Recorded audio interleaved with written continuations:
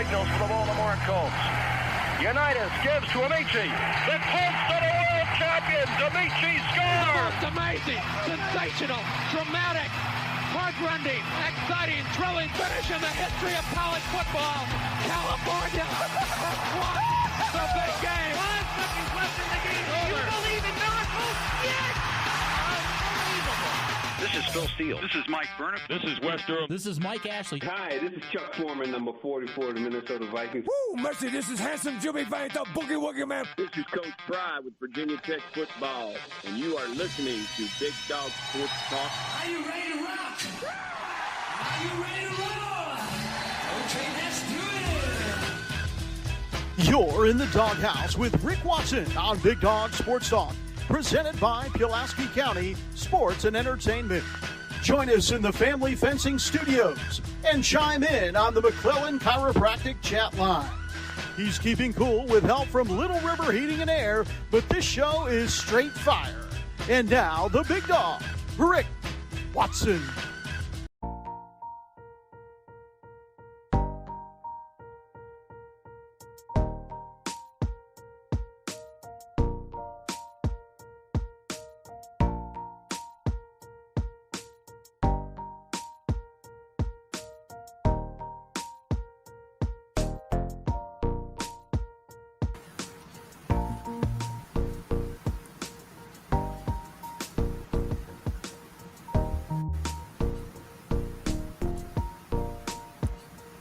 Hey, how are you? Good morning. Been almost 3 months and I'm still struggling finding things here in the studio. All right, here we go. Everybody's doing well wherever you might be. Happy Wednesday, Hump Day, right? We're sliding over together here today. Join us in the BDST Professional Door text line. Hope everybody's doing okay. See you, Pete. Hope you're well. Or you can hit us up right here. McClellan Chiropractic chat line. A lot going on today. We've got Kion Brown going to join us. College basketball underway. We'll talk about that. Damien Sordelett, the Virginia Tech football beat writer from the Roanoke Times, the coach, Phil Elmassian, and Todd Grantham, the coach. My goodness gracious. We've got you queued up and ready to go here today. Get you updated on what's going on with some of the coaching searches, including the one in Blacksburg. And there's some new intel that is making the rounds about that. So we'll get into that. Hey, Opal, good morning. How are you? Hope everybody's doing all right. What's going on? Is that 5 L's? We're all good. That's what's good. Hi, how are you doing? Good to see you. From the 1,500 feet of Sky Tree Needle in Tokyo's, is that Samita City Ward, to 4,000 feet apiece of Otter and Bedford. BDST is on the air. Morning, dog. Morning, Morris. How's Japan, man? It's awesome. We're in Southwest Virginia. That's where we are. Where are you from? The Orient, where I know it's dinner time, about what, 7, 8 o'clock in Japan? Is that right, Morris? Something like that? Hey, where are you really? In Australia? Well, hello. Welcome. Would like to go there one day. Would like to get to Australia one day. Never have. Like to do that before my time is over. Yeah, 8 p.m. Okay. 8 p.m. in Japan. So you're looking at, 14 hours difference. It's 10 o'clock at night in Australia, really? Okay. Well, that's pretty cool. So we have 2 people watching. We've got 8 o'clock p.m.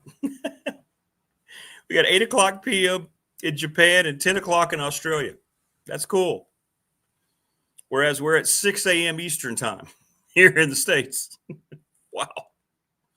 That whole rotation around the sun thing is pretty cool, huh? But we're going to get into a lot what's going on with Virginia Tech. And we talked about this yesterday, that if something didn't happen, I thought yesterday would be, if something were going to happen yesterday, I thought something would have been announced.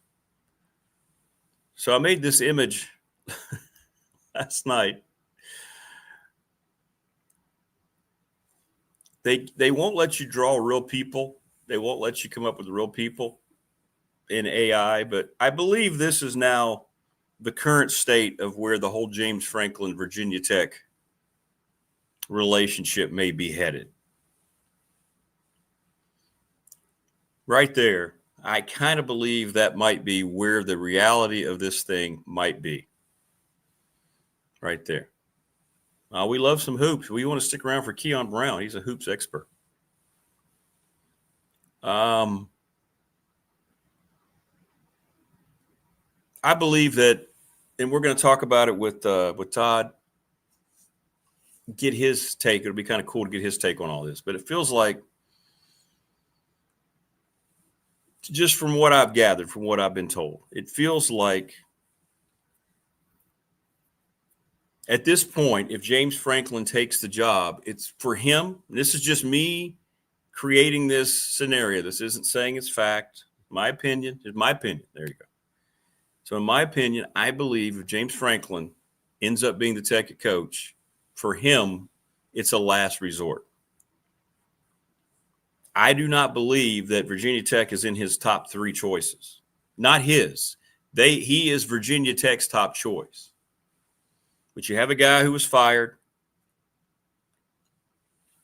You have an Auburn opening that initially seemed like they didn't want him involved. Maybe he is now. And now Florida State may be reciprocating interest. They have been talking for 2 weeks. Tech has put everything into the James Franklin basket. They've given Jimmy Sexton everything that he asked for. And I will say this. There are going to be a lot of people upset if it doesn't happen. There are going to be a lot of people pointing fingers. Sometimes the things that you want and you think would be good that don't happen end up being the best things that happen. And we're already seeing it with this cat and mouse game that's going on right now with Franklin and Tech. If he wanted to be in Blacksburg, he would have already accepted the job. That's my opinion. Your thoughts? Hit me up on the Professional Door text line or right here on the McClellan Chiropractic chat room. This has been going on for 2 weeks. There hasn't been any snag in any negotiations. There hasn't been anything where Tech's trying to play hardball. They want James Franklin.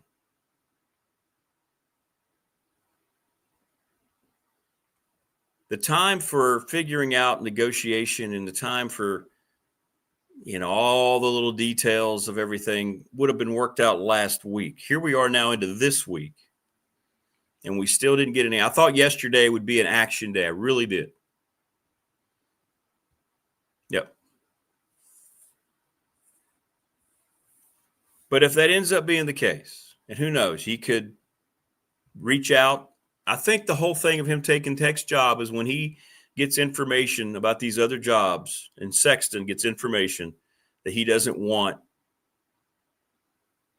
that they don't want him, then he'll come back to Tech. And I don't think Tech should be made to feel that way. They used to be a football school, Hillbilly. They used to be. They did. Haven't been for a while now. Notice they stopped being a football school when Whit Babcock got here. Right? Let's just be honest about it. I mean, they were big-time football school with Frank Beamer. And now they haven't been. It's the thing that stirs the drink here in the New River Valley, but it hasn't been good. And I keep thinking about Prometheus. I'm going to give you credit because I think, and I haven't heard this, but the more I've thought about it, it makes a lot of sense. This whole structure makes no sense to me, what's going on over there. And I doubt it makes much sense to an outsider, especially with a guy who has a massive ego like James Franklin. I'm talking about with Whit staying, even though he's been told he's not going to be part of this. I think it creates confusion. I think it creates a lot of weird scenarios in not only the coach's mind, but the agent's mind.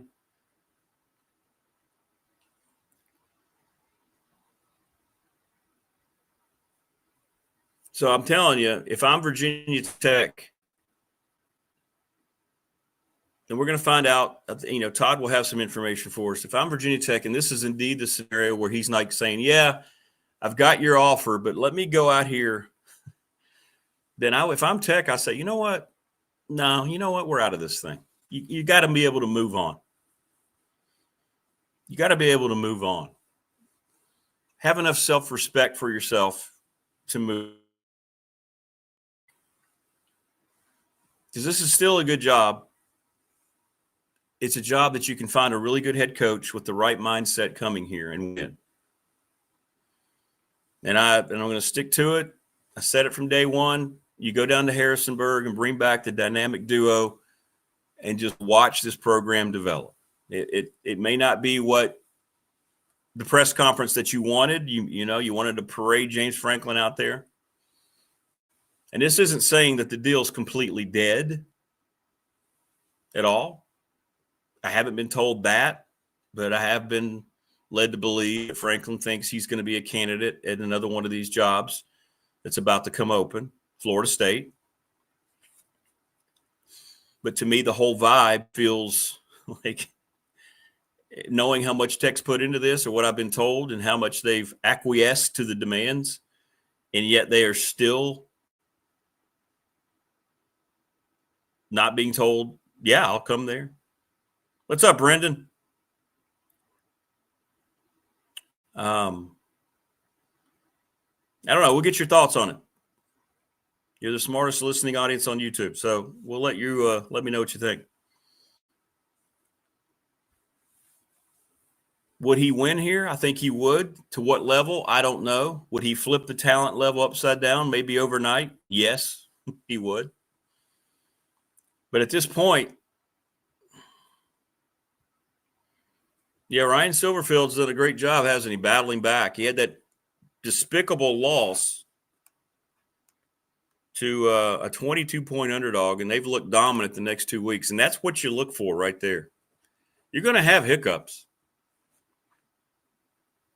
right? You're going to have hiccups along the way. You're going to sometimes your team just not going to show up, and the other team's going to play better. And I think that's what happened. Unfortunately, it happened to an embarrassing situation like UAB, but you've looked at what they've done the last couple of weeks. I think he's going to get a Power 4 job. I said all along that was the first name I heard that wanted to talk, and Tech said they wanted to talk to him. Now, they can't. These coaches are still in season, so you can't have sit-down conversations and Zooms and all, So Tech that's why they've had time to talk to Franklin this whole time, because he's out of work, right? That's why they wanted to get it done, wrap it up. Not to say that they won't, but I think it's if anybody over there in the committee would be honest, once this thing's over, they're going to tell you they didn't expect it to drag out this long. Prometheus says Tech did this to themselves, while everyone else set the narrative. This is going to go bad when a big name doesn't come. I think the problem's going to be and this is going to fall into it. Let's say Franklin does walk. Let's say he's gone. And all of a sudden, you've got to wait. Where are we now? November the 5th? You've got to wait another month, really, before you can start diving into all these other candidates, because their seasons won't be over. Now, that doesn't include bowl preparation. We see negotiations all the time. It's talking about the regular season. Good morning, Rodney. Hey, Brendan. Yeah, always a good day when we're in here when chat. When people are being cool. Yeah. Hope you're having a good day. And welcome. Joseph says, sounds like it's time for Tech to move on.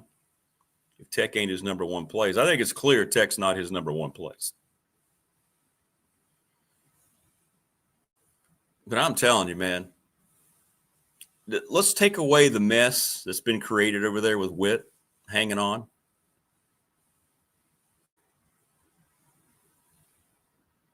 Knowing when you watch a Tech game and you see the Blacksburg fan base and how great these fans are, the area in which we live, there will be demands of success, but not like in the SEC or the Big Ten. Tech fan just wants to see improvement. They want to see dedication. They want to see all these things that make it look like this program is heading in the right direction. They want to see a coach with passion, who's competent, makes good game decisions, all these things. It's a very attractive job, especially with the money. But I'm starting to wonder just how maybe it's a lot more impactful than even I thought that Prometheus talked about here. Like, this whole thing with Witt might be the one thing that is definitely saying to these folks, what is going on over there? Thanks, Brandon. What is going on over there? I want to thank Family Fencing, sponsor of our studio here in Reiner, 540-200-8294, familyfencingnrv.com. Give Jason Green a call. We mentioned Mark Hundley, McClellan Chiropractic. If Big Al's around, he's got to let me know. I think he found Mark on TikTok doing some cool stuff over there with the machinery. Check that out, man. It's good stuff. We're presented by Pulaski County Sports and Entertainment, and we told you about them opening up new. Well, it is new. The Pulaski County Motorsports Park is going to be open next year. Racing is back in the NRV, and it's all because of Jonathan Sweet and his crew. Congratulations. That is one of the most awesome things in the world. One of the awesome things in the world. So happy for them. Charles Lee, Little River Heating and Air, 1095 Radford Street in Christiansburg, 540-553-2971. The answer is a resounding yes so far, at least early on in our BDST fan question of the week, brought to you by the attorney, Ryan Price, 701 West Main Street. About 70% of you said you still wanted James Franklin, even though he would not be Virginia Tech's. Virginia Tech would not be his first choice. Interesting. If you're trying to raise money for one of your sports teams, if you're trying to figure out a way to help them out, well, check out the Ready Set Fund and contact Bob Christ, Dave Christ's brother. Email him at bobchrist11@gmail.com, BOBCRIST11. The girls softball team at Floyd County did a fundraiser. They got over $4,000.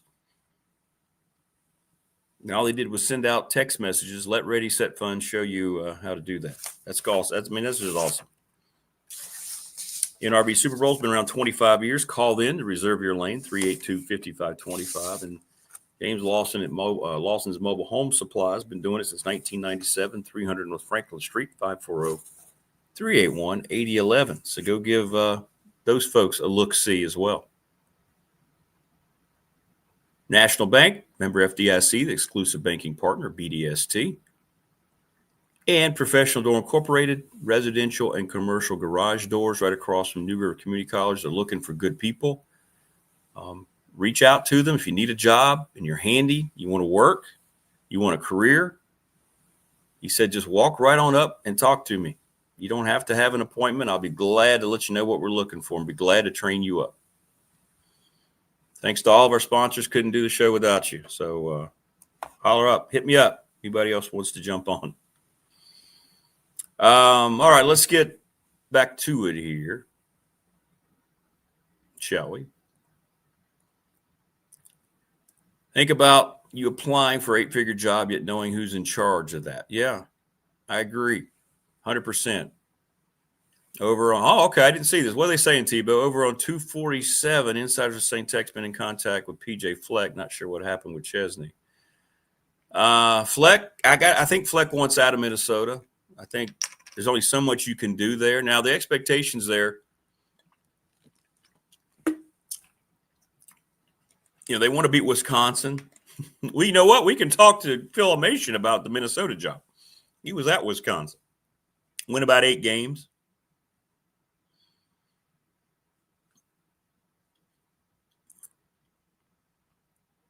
Yeah, I don't know. You know what? I got to be honest, Tebow.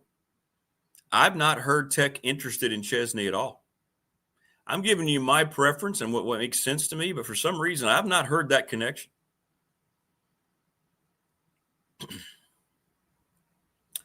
And Joe's right. Joseph's right. If not Franklin, you're going to have to wait. You're going to have to wait at least a month, finish out the regular season. Then you're going to be in there battling everybody else.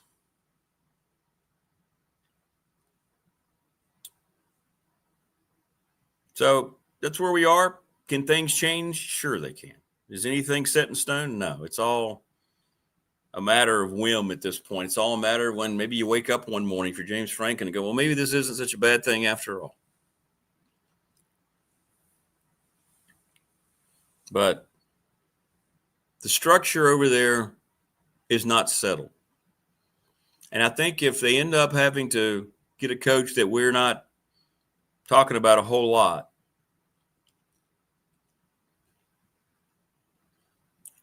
they have nobody to really to blame from that aspect than themselves, because it's this whole thing is just so sketchy and so murky. In other words, personal relationships clearly got in the way. There was nobody qualified to deal with what the committee was going to bring them in case they brought them a candidate for negotiation, which is what they did with Franklin and Jimmy Sexton. And Witt handled that because he's experienced in doing that. There's nobody else over there who's capable of doing that.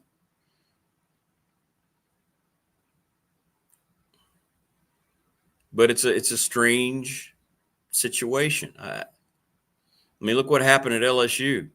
I mean, I don't think things should ever get to that level where, you know, politicians are getting involved, but that AD got ran out because he failed at football. At least to their expectation. Georgia Tech fired their AD the same day they fired their coach a few years ago because they didn't live up to expectation. Virginia Tech fired their coach, left the AD, said he's not going to be part of this, but he's going to stay.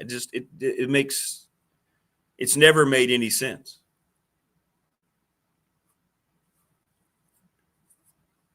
Moore says, I'm halfway around the world, and Franklin's ego can be felt even here in Tokyo. Hillbilly Holler says Tech needs an identity on the field like they have off the field. Yeah. That's right. I mean, we've talked about that, Hillbilly, right? I mean, you sit there and now you watch the Sandman open, you're just like, okay, that's great. That's great. You're 3-6. You're getting ready to hire your third football coach in the last, 8 years, 9 years? Joseph says, I was hoping that Tech could get a head coach before the others to get ahead of the recruiting. Yeah, that's what I'm saying, man. That's tough. And you're right. I think Tech's pigeonholed themselves into trying to get a big name. They're trying to win the press conference, and that's what Phil Elmassian said you don't worry about doing. And we're going to talk to him about it coming up. You don't want to miss that, or Todd Grantham. He's going to have some later details here about what's going on with James Franklin. From a new source. You want to hang around big time for those two guys.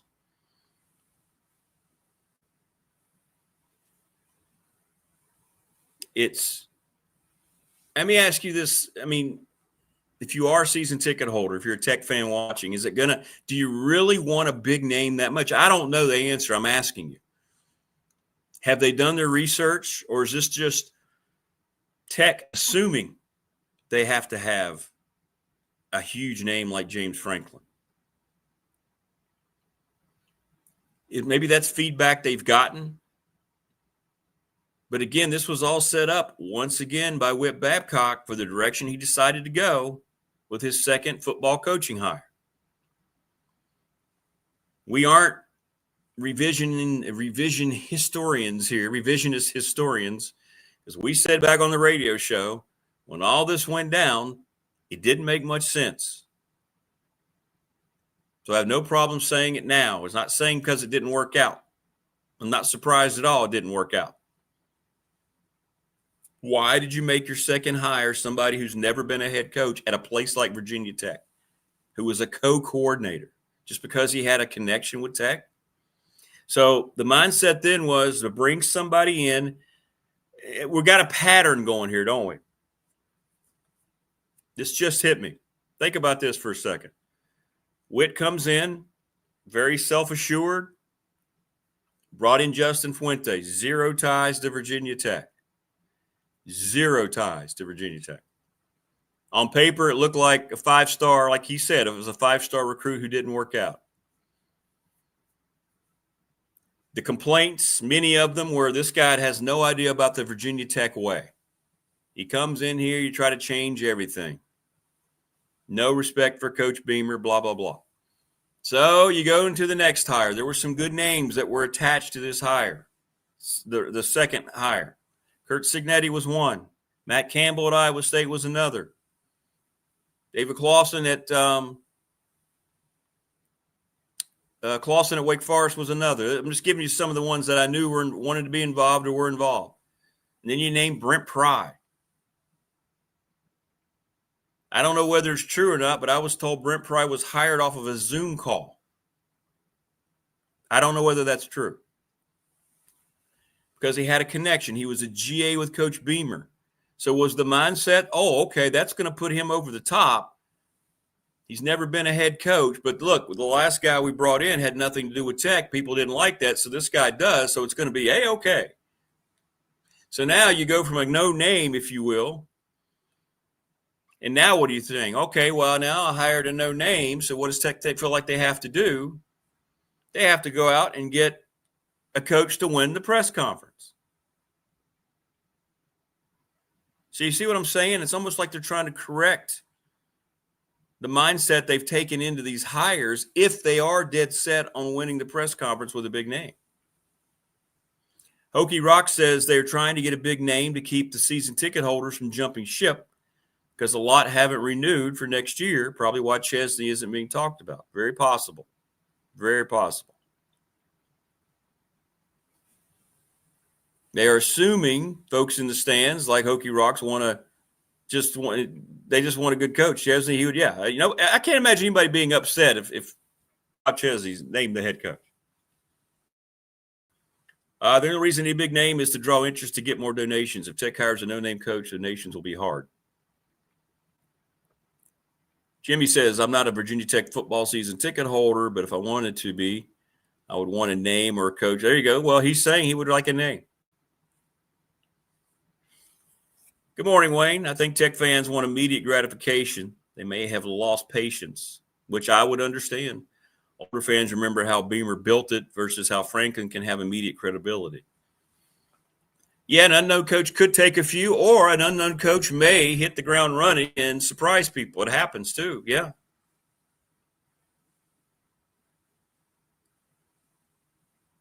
Rodney says either keep Montgomery or hire Chesney and Matt Roan. Well, I don't believe Phil Montgomery's on their radar long term, but he's going to land somewhere. If not as a head coach, he'll be on a staff. Look, my whole red flag in all this. Stephen, that makes a lot of sense. A winning coach somewhere else versus a fired coach. This is the question I've asked, and I tell you what, we have a lot of Tech season ticket holders that I work with down at Radford, people so excited about Franklin. I'm like, okay, ask yourself the question. And I've proposed it here many times. Why did Penn State so eagerly eat $50 million to get him the hell out a year after being in the playoff? I have not heard an answer to that question. I ask it because no one's answered it. They had the money the next day for the buyout from donors. Why? Is it really unrealistic expectations at Penn State like there are at LSU or at most SEC schools? No, this feels like this was a relationship that completely destroyed. Right? Now, Penn State has expectations. They want to be like Ohio State and Michigan in that league, and they have every right to feel that way. They built themselves back after the scandal, the Sandusky scandal, to feel like, we are Penn State. That's what they say. We are Penn State. But this whole separation from Franklin, to me, when a guy's in the playoff the previous year, it's not about getting them to a certain level of success. He did that, right?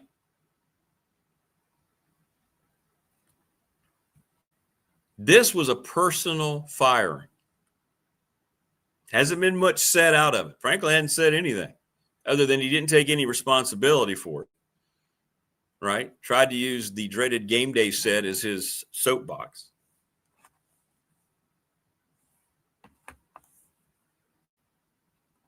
Sorry, KB, I went on a tangent here. I'm sending it now. We'll get Keon's take on all this too. Coming your way, brother.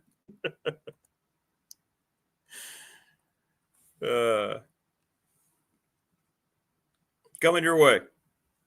There you go. You should have it now.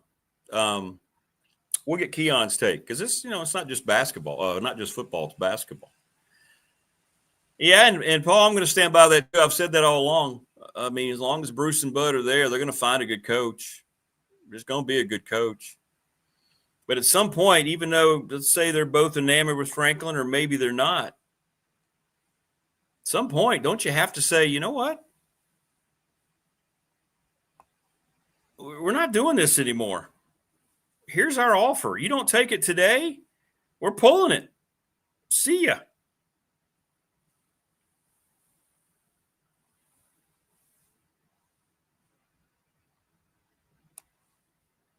I mean, so that's where we are. That's where we are. Jimbo's available, wants to coach, West Virginia guy. Big name. Oh, I'll tell you what, I'd be all over it. For many reasons. It has nothing to do with my impersonation at all. Joining us on the program right now is Kion Brown. What's up, KB? Good morning. Rick Watson, what's going on, brother? How you doing, man?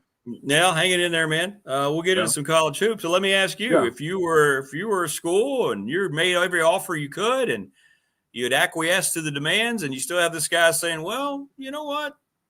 I kind of like you, but I really like these other schools a lot better. What would you do?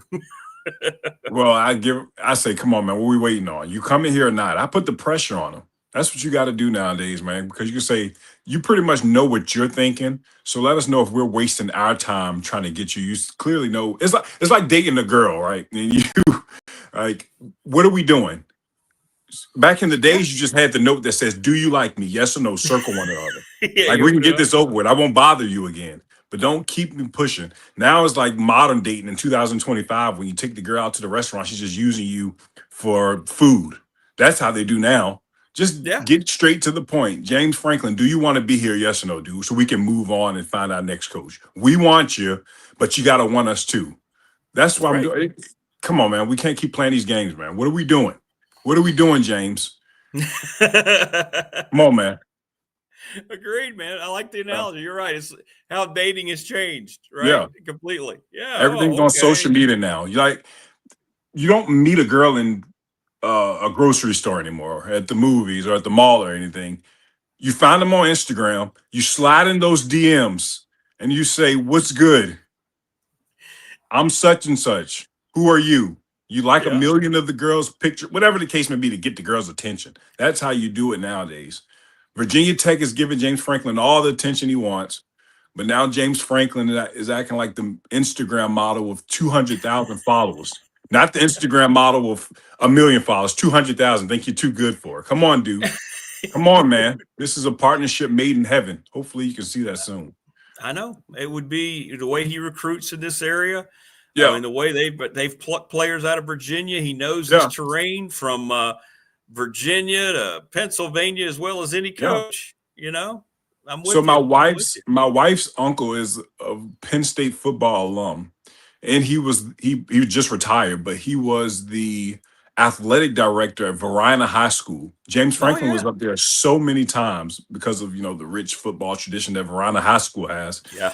And he just recruits the best players. Like you said, in this area is his if he wants it. So, and Virginia has a ton of talent, basketball, football, 757, 804, Southwest VA. There's a lot of talent in this state.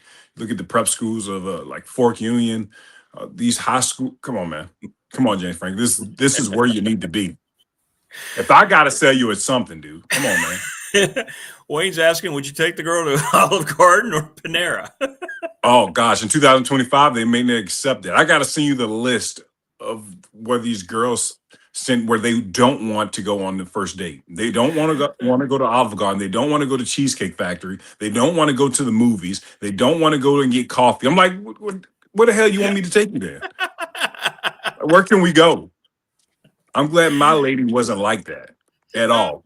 They just send you a list of where they don't want to go, really? Yeah. Wow. Yeah, they'll send you a list where you don't want to go. It's crazy. What does it tell you about Penn State? This guy had him in the playoff last year. Yeah. Right? And it's pretty obvious the team quit out at UCLA. Then they really quit at home against Northwestern. That they were able just to say, you know what? We're going to let you go. We got the money to buy you out. They see ya. What does it tell you, though, about that relationship? And to me, that's not getting them to a certain level because he had them there playing for a national championship. That's a personal thing. So the red flag surrounding that to me still hasn't been answered. And I've said it all along, and maybe we're seeing it right now with this extended delay. There's something there about that guy, right? And Penn State said enough was enough. Well, the fans said enough was enough, too. He couldn't do anything. He could have beat another Big Ten opponent by 30, and they would have found something wrong. And that's not been like that just this year, last year. It's been like that for the last few years. He struggled beating the teams, the ranked opponents, but every week he was just getting drilled.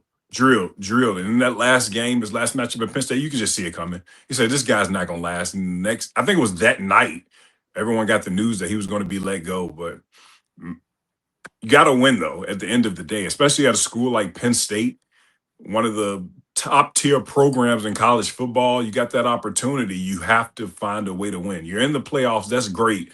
But those guys want to win the big games during the regular season as well. Put some more eyes on Penn State football in the correct way. You already know the history and the reputation that they've had in the last 20 years or whatever the case may be. And now you're trying to find a way to change that reputation to have it all about winning. Bring it back to football at Penn State. That's what the fans wanted. And he unfortunately wasn't doing that because he couldn't win the big games.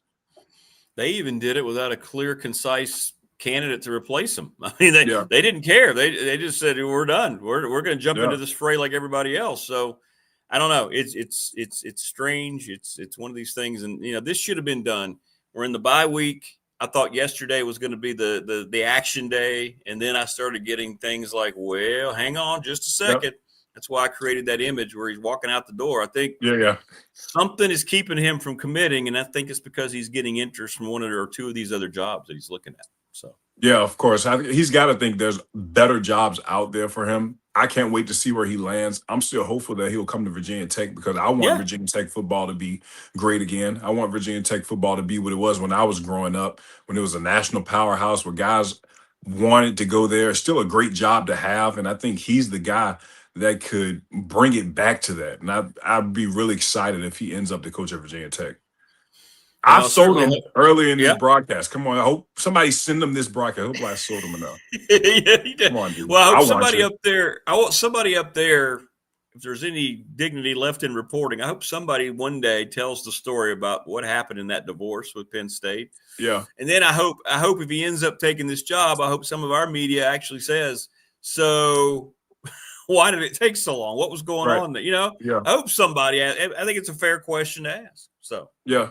It is a fair question to ask, but a lot of times journalism has changed a lot in 2025. There's not a lot of questions being asked that should be asked because I believe that the new journalists feel like you're trying to make an insult out of the question when you're just generally trying to ask to get the information. You don't want to hurt the coach's feelings. You don't want to hurt the player's feelings. Just ask it. That's your job. They probably won't like it, but it's coming from a good place. It's journalism, man. We're trying to get the good information. Yeah, exactly. Well, we'll see. We'll see how the soap opera unfolds here throughout the day, and then I think if it definitely doesn't happen by the end of today, tomorrow, it's that ship has sailed. Okay. So we'll see. We'll see. All right, I'll be on the lookout for that. Hoops. Yep. Hoops is here. How did your broadcast against Mary Baldwin go?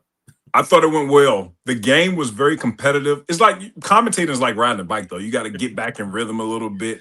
I thought it was one of my better broadcasts. Started off a little slow, but overall, the game was great. The calls were great. The game was competitive in the first half, so that's all I could ask for. Then Longwood blew the doors open in the second half. So we started off good. We got another game tomorrow at Hampton.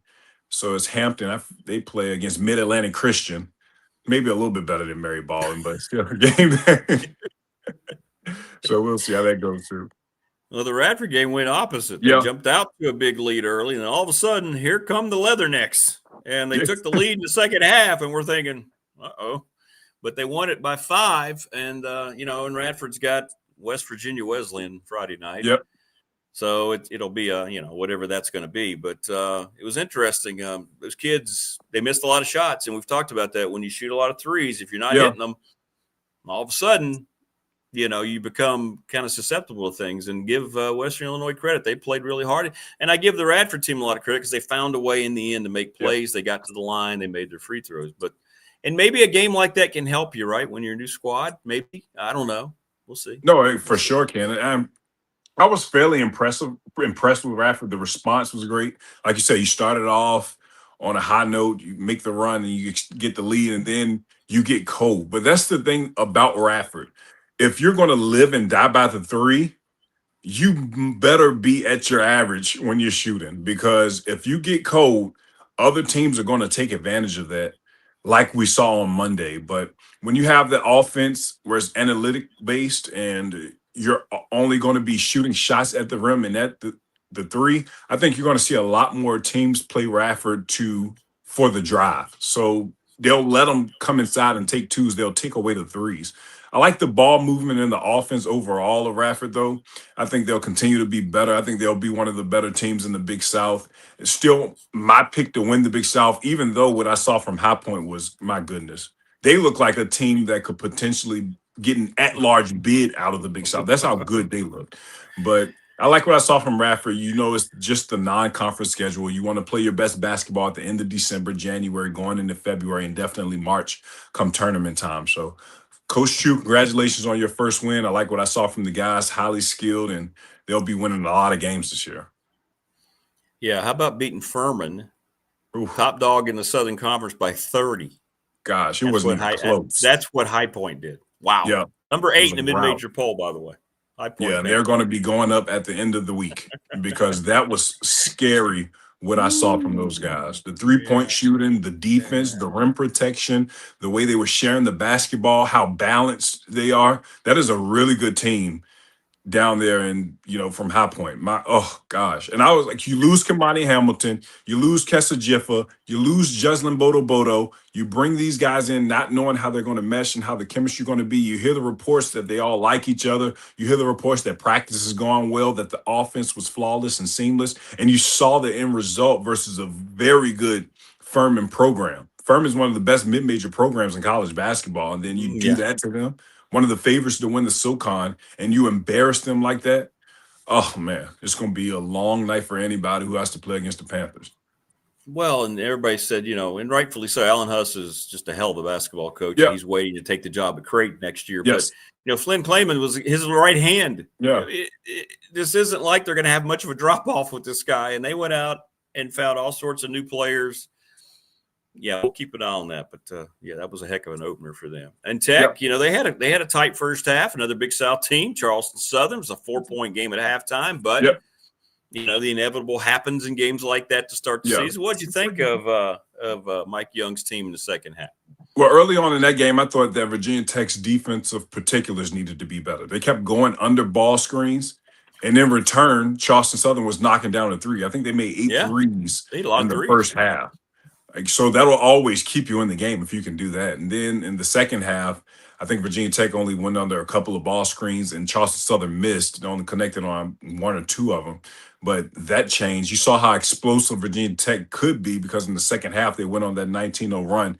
Nicholas Abdallas was amazing as a playmaker. Didn't score the ball as much as he's wanted to, but coming in, they said the best part of his game was his ability to play make, and he did that. He had 9 assists. Toby Lawal is going to be one of the better players in the ACC this year after a year of being comfortable. He had a double-double. He had 20 and 13.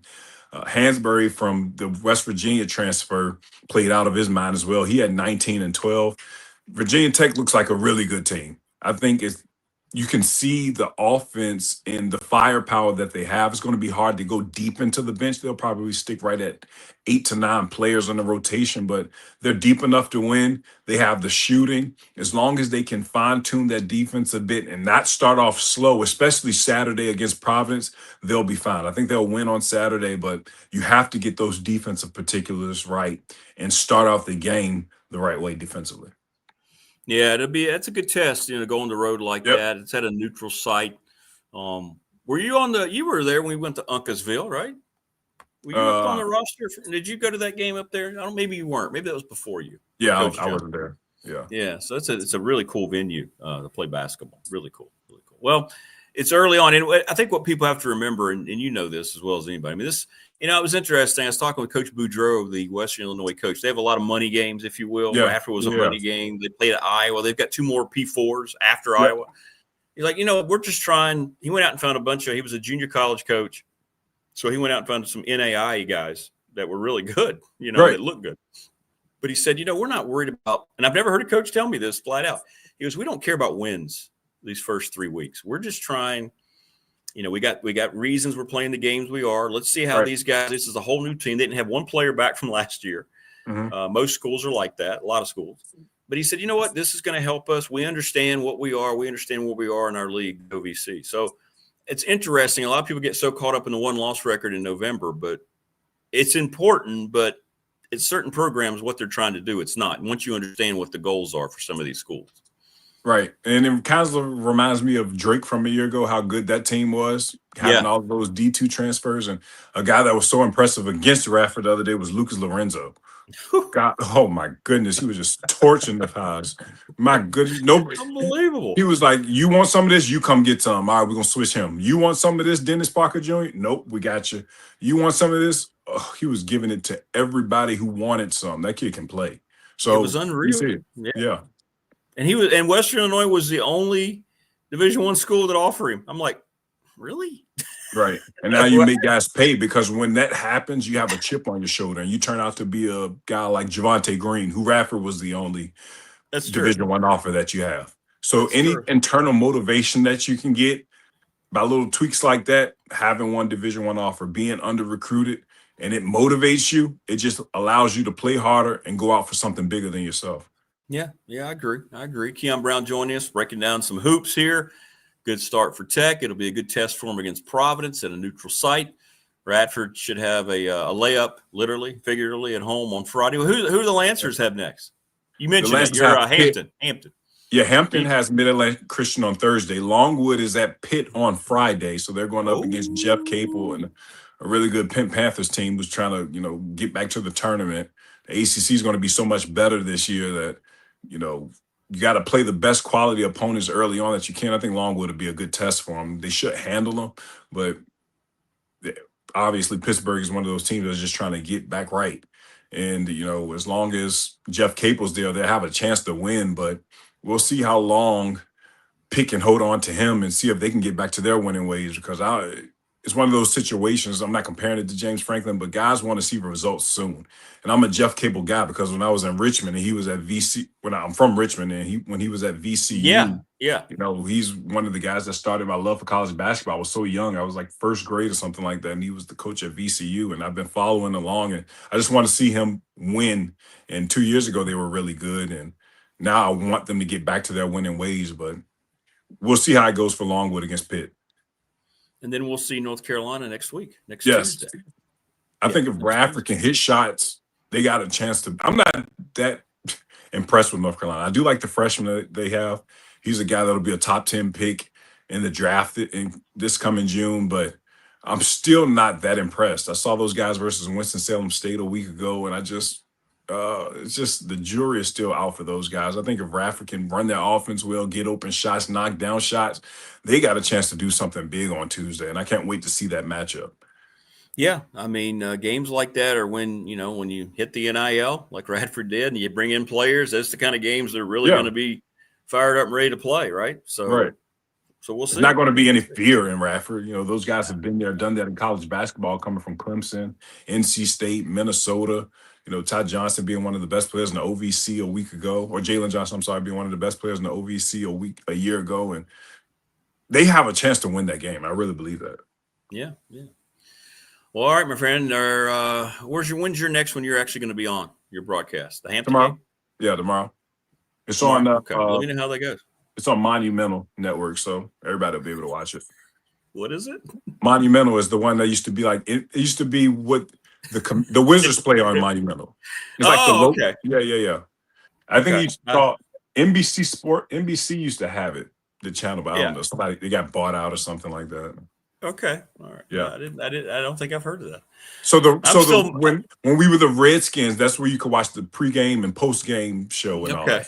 All right. Yeah, it was called something else, wasn't it? Yeah. I forget what it's called. CBS Washington, something, I forget. Yeah. Hey, look, I'm still a victim of the dreaded ESPN Disney dispute with YouTube TV, which is just such a blatant cash grab by ESPN to try to get people to buy their hideous ads. Yeah, there's no way I'm getting YouTube TV. There's no way. There's no way.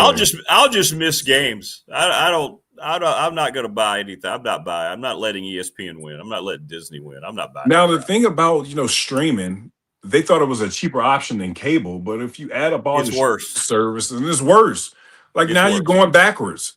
That was the promotion of streaming when you first started. You're cheaper than cable, more affordable, $6 a month. Now it's $22 a month for ESPN and Disney Plus, $30 a month for Hulu. Netflix goes up $3 every 2 days.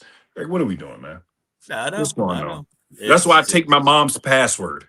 And I say, Mom, keep paying for that cable so I can free it off. I know I'm not the only person that does that. I know. No, everybody's trying to get around it. Yeah.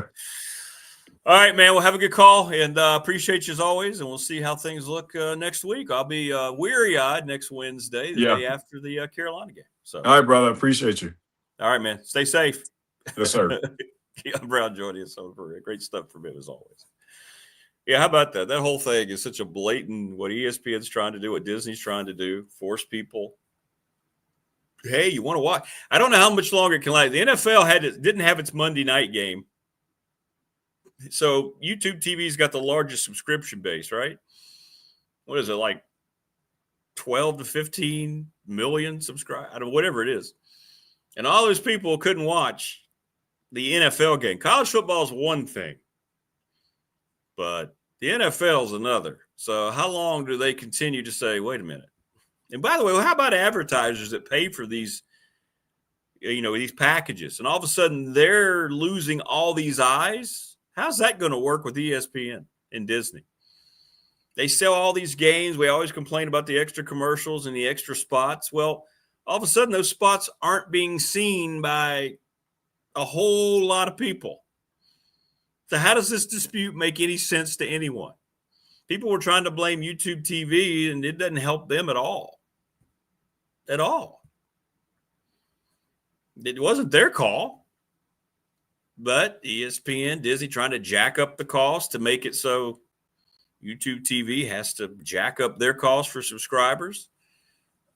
It doesn't feel like it's going to be resolved anytime soon. But this thing, I can't imagine it lasting. I mean, I don't know how much money this is going to end up costing Disney. Advertisers are going to – there's got to be clauses in those contracts, right? You're not living up. You're not fulfilling.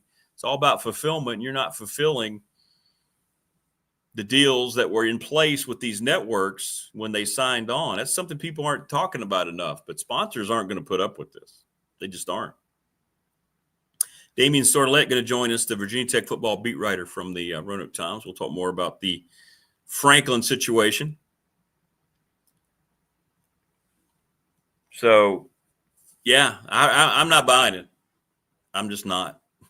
I'm not going to be panicked. I'm not going to worry about it. If I miss games, then I miss games.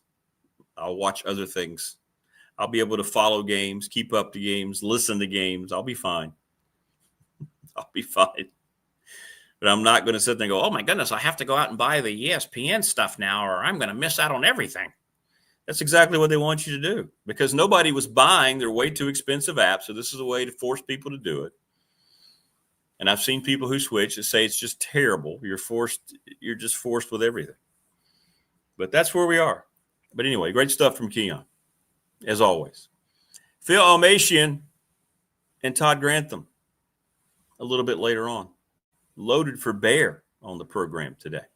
And we're always excited to be joined by Damien Sordelett. And there he is, the Virginia Tech football beat writer from the Rope Times. What's up, Damien? Good to see you, man. Hey, good morning, Rick. Not a great night for me personally last night, but what happened? You okay?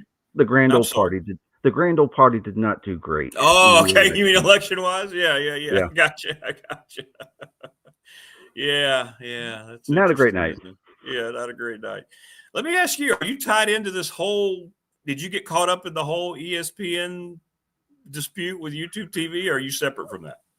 So my brother-in-law and I had shared YouTube TV for about a year, and then we saw the introductory price for the ESPN direct-to-consumer offer was like $30 a month for a year when you bundle it with everything else, and we're like, that's cheaper to do that than what we're doing right now with YouTube TV. So we had already switched back over the summer, and it worked. I mean, didn't miss anything. I got to watch the selection show last night. Well, not the rankings reveal, which, no.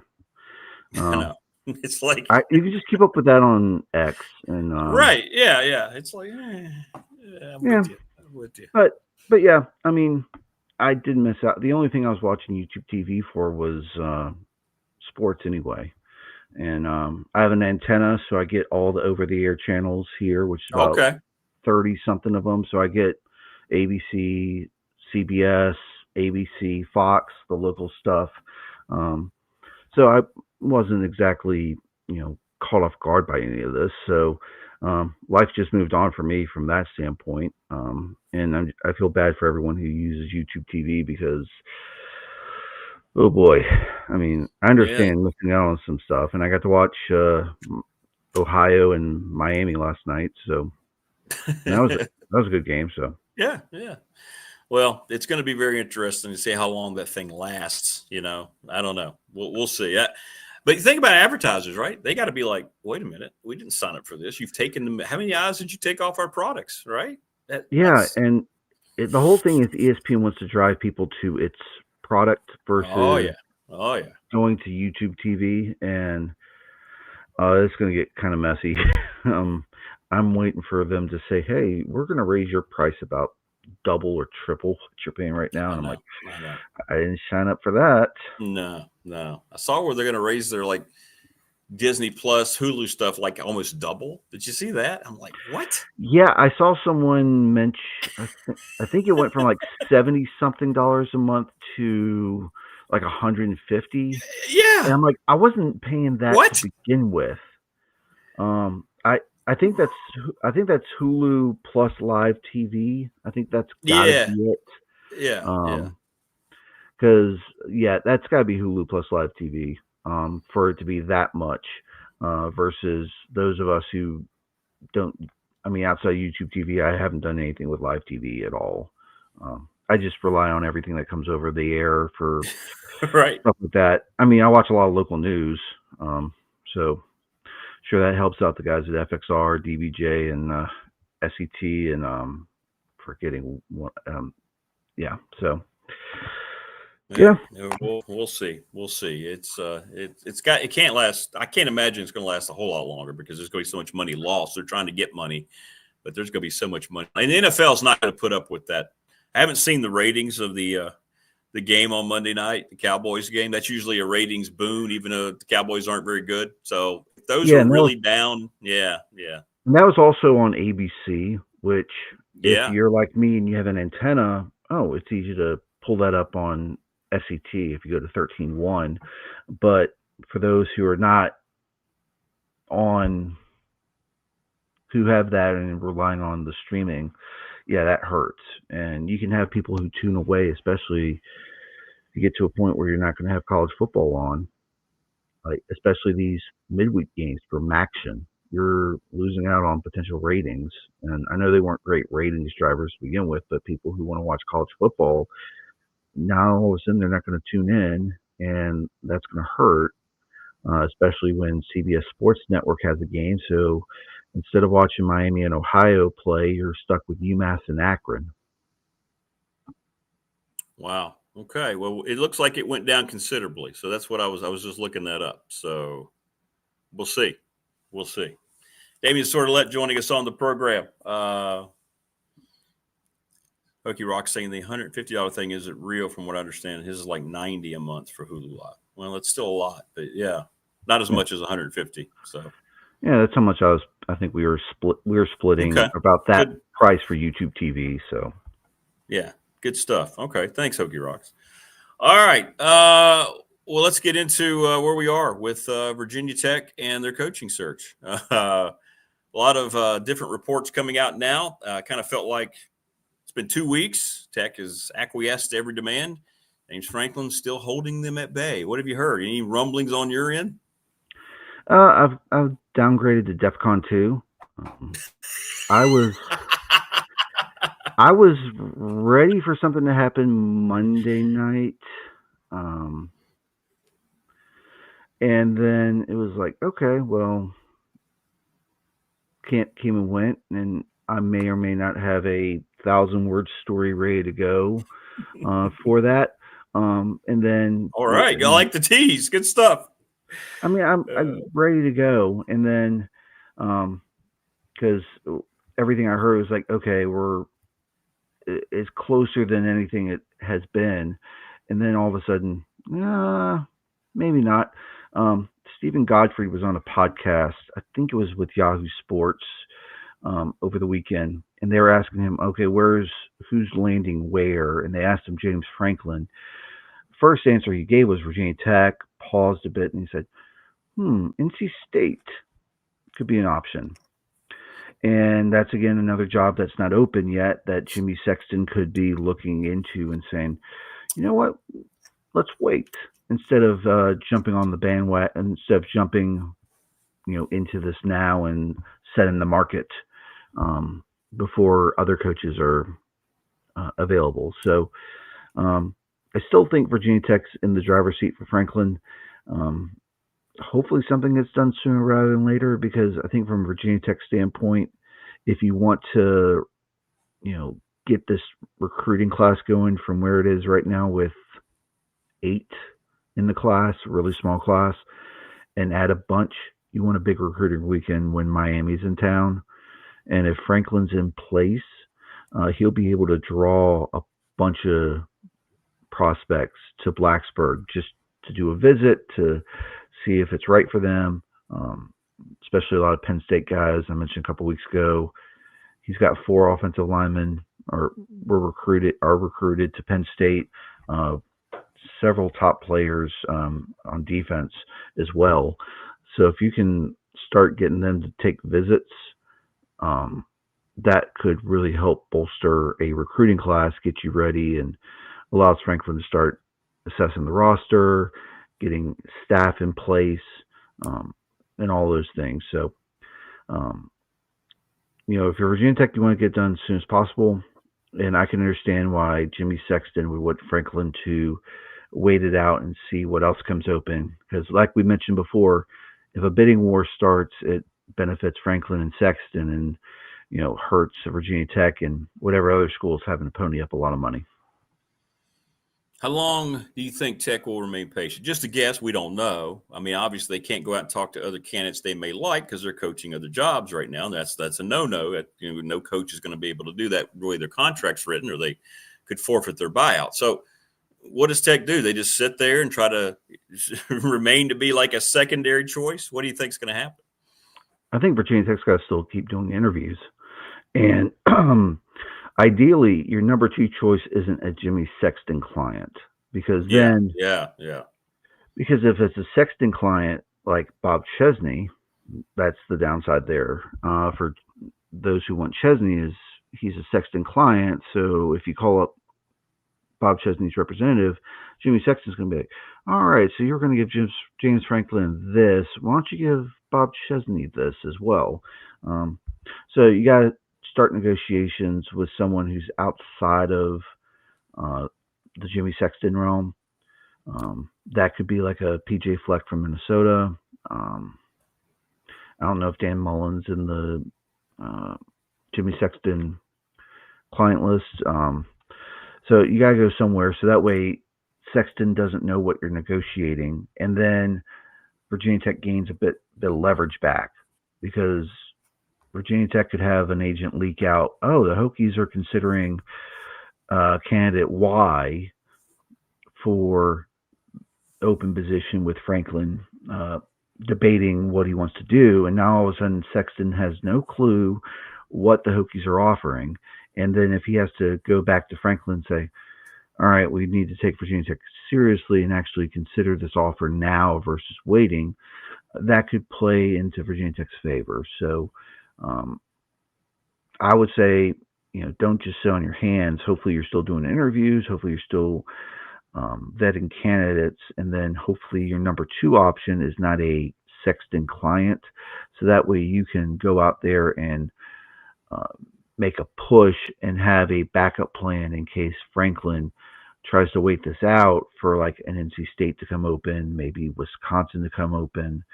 I've seen some other people on podcast who said like Michigan State could be an option if they choose to go in a different direction.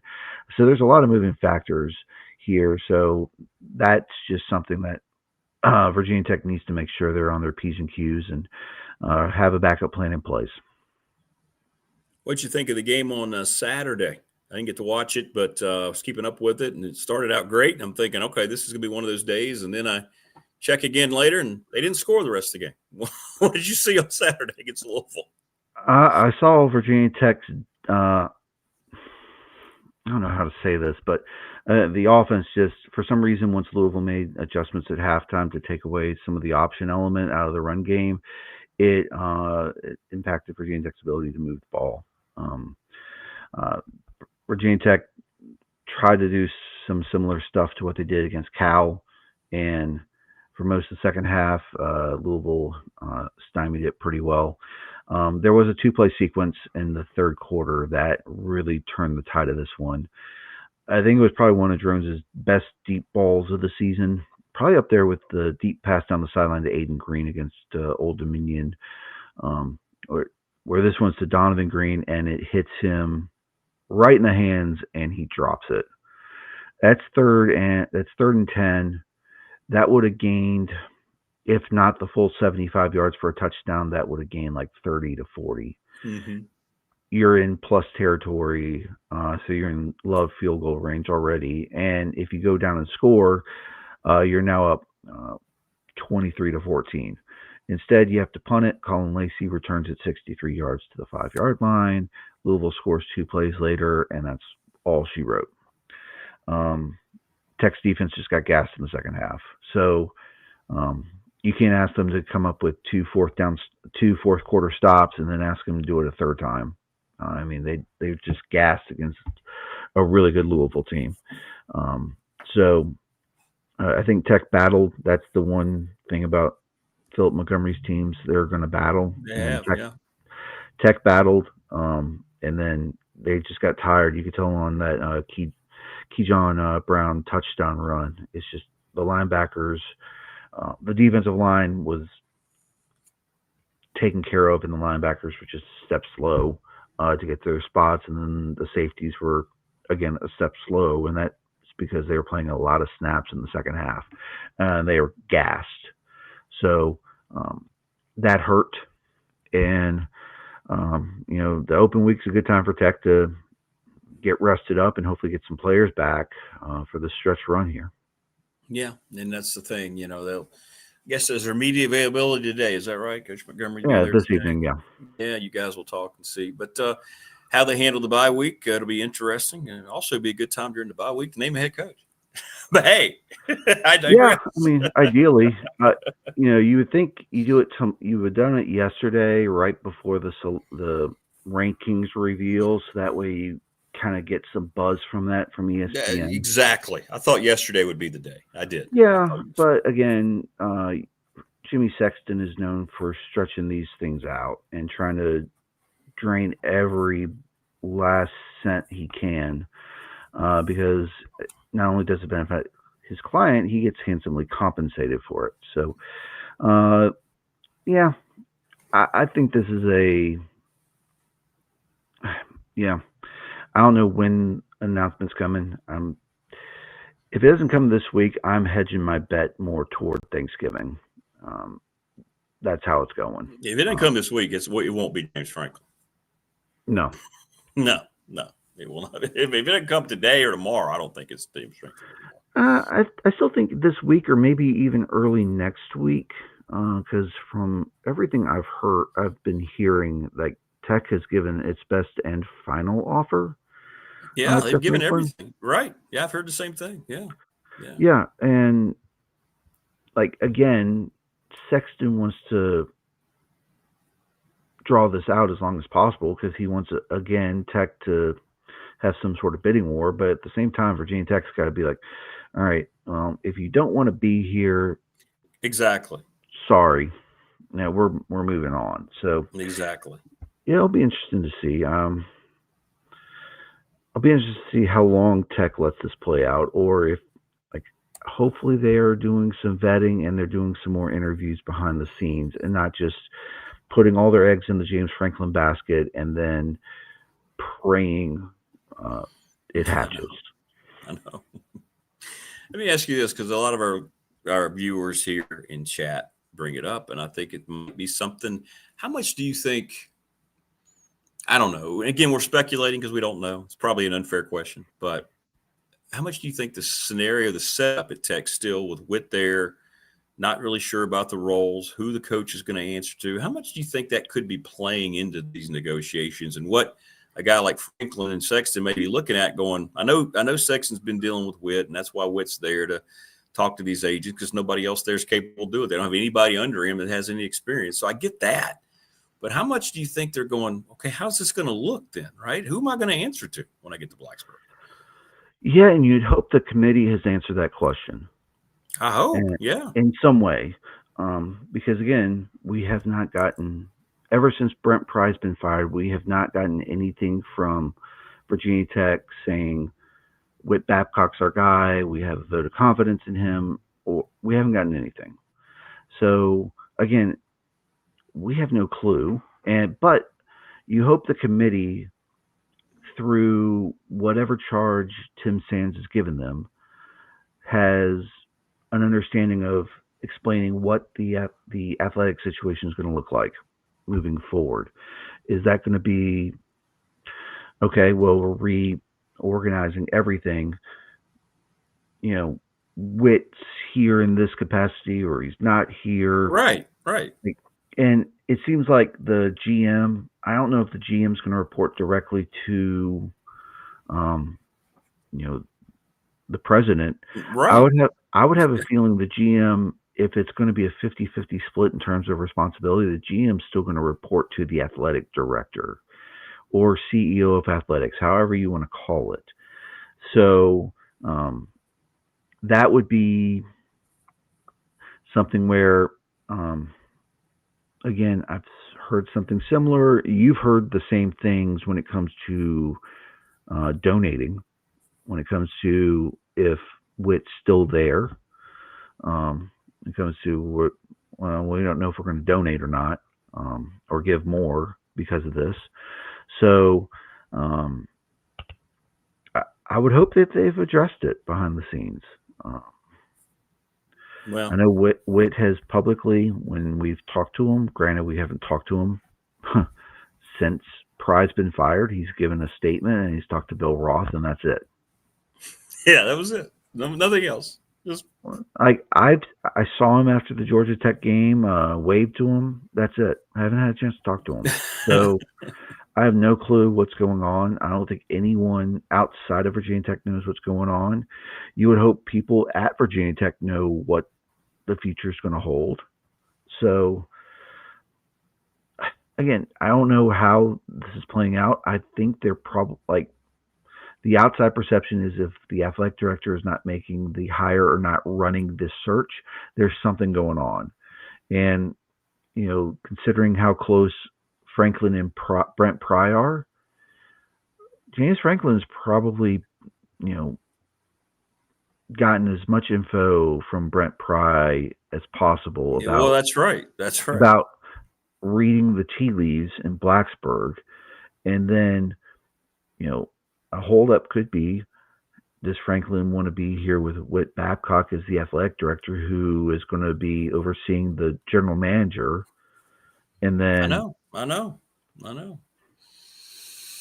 It's confounding what they've set up over there. It really is. And again, hopefully the committee has laid out a blueprint of how they are restructuring this athletic department. Again, it could also be fundraising. The Hokie Club is severely understaffed and outdated from all accounts, and they need to ramp up and get people in there because, again, you need some money. And I've heard that the $47.1 million for this year is done, but you still need to raise $90 million in philanthropy over the next 3 years. So is the Hokie Club going to do this, or is University Advancement going to have to shoulder a bulk of this load? So I think a lot of that factors into this decision. Like, fundraising is a big component of college sports, and a good head of the athletic department is a big component of college sports. And if some of these things are deficient, or you don't feel the right person's in charge, that could be a deterrent for someone like James Franklin to come here versus going to a place where everything's set and there is unity and cohesion from top to bottom. I agree. Well, hey, you get another weekend off. Yeah. I'll be spending part of Saturday in Salem with the baseball team with the Red Sox getting rebranded and seeing what the reveal is going to be for the new moniker. Oh, really? They got a new nickname coming and everything? They do. New mascot? Yeah. The Salem Red Sox, I think, they were the last Boston affiliate to have the Red Sox moniker. And we've seen with minor league baseball, they're going away from being branded like your parent club. Yeah.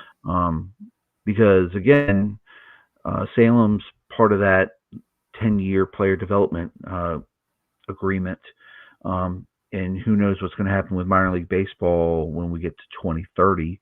And, if they choose to say, instead of having 4 affiliates, you can have 3. Yeah. Salem being the lowest affiliate, you might see Salem have to find somewhere else to go, and you'd rather have a brand for the franchise here versus having to rebrand yourself with a new team. So this is smart by Alan Lawrence and his group to do that, and I'll be spending a couple hours Saturday there. But cool. Well, other than that, I'll be watching. Good.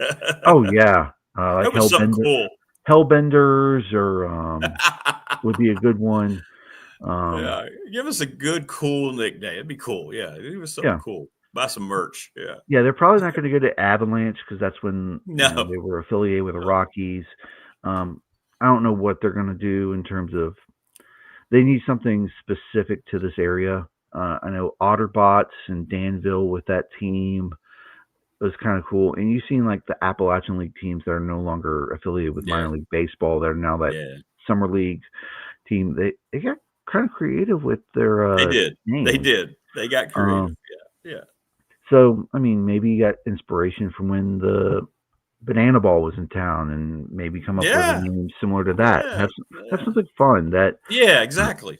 Merch. A lot of good merch. Sasquatches. I don't know if there's any Sasquatches here. That'd be great. Great. You could do a lot with that, man. Put a Bigfoot on a baseball uniform, have him sit at home play. Oh, you could do a lot with that. So you do a lot with that, but I think you got to tie it into the area, especially with Salem. I brought up Hellbenders because I think they're referring to that as like the fish in the local rivers. I know. We'll see. We'll see. Okay, I didn't know that was happening. That's good. That's good to know. It's good to know. Yeah, they scheduled it for the second open week instead of the first one when the weather was going to be, better. Yeah. They're hosting this at Salem Memorial Ballpark. I'm like, it's getting cold this weekend. Are we sure we want to be outdoors doing this? Yeah. And it's going to be like 50s. Could have done it when it was like 60s and 70s last month. Well, we'll get your reaction on that too. So there you go. All right, brother. Thanks, man. Have a great time this weekend, and we'll see what happens with what's going on with Tech's coaching job, brother. No shortage of anything to talk about. That's for sure. I know. All right, man. Enjoy your weekend off. Appreciate it, Rick. Care. Damien Sordelett joining us. Now we're getting a bunch of names. I like the Sasquatch. I'd go for all of it. Wood boogers, Salem salmon. Yeah, I think Damien was implying there's no big feet in Appalachia. No, well, we know better than that, don't we, Wayne? We know better than that. Here's the question. As much as I am a Bigfoot enthusiast, and I get asked this all the time, Salem salamanders. Let's say I was out somewhere in a wooded area and I saw one. Unless I could get really good footage, would you tell anybody? Or would you just kind of let that go by? Would you just let that go by?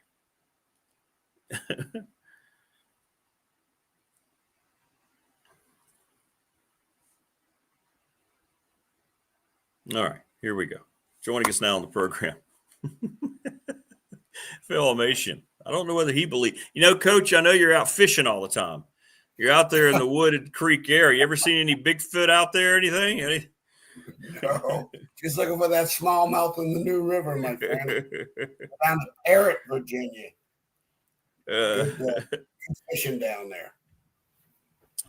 Well, what's going on, man? How are you? We still don't have a head coach in Blacksburg.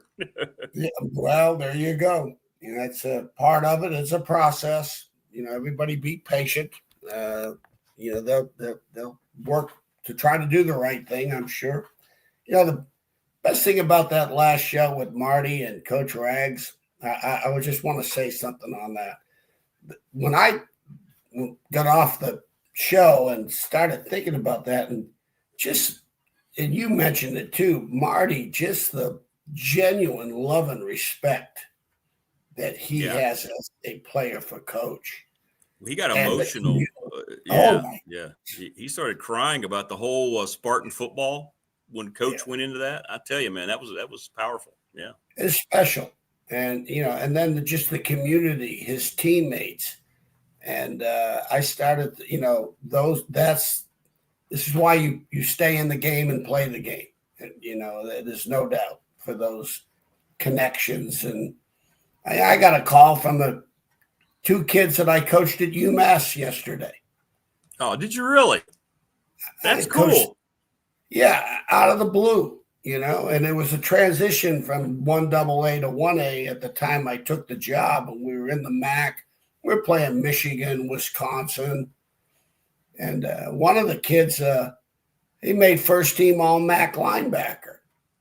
In a transition from 1AA to 1A, none of those coaches in the MAC heard of the kid. Just his play got their attention. He was that good a player. But that was really special when you get those calls and they stay in touch.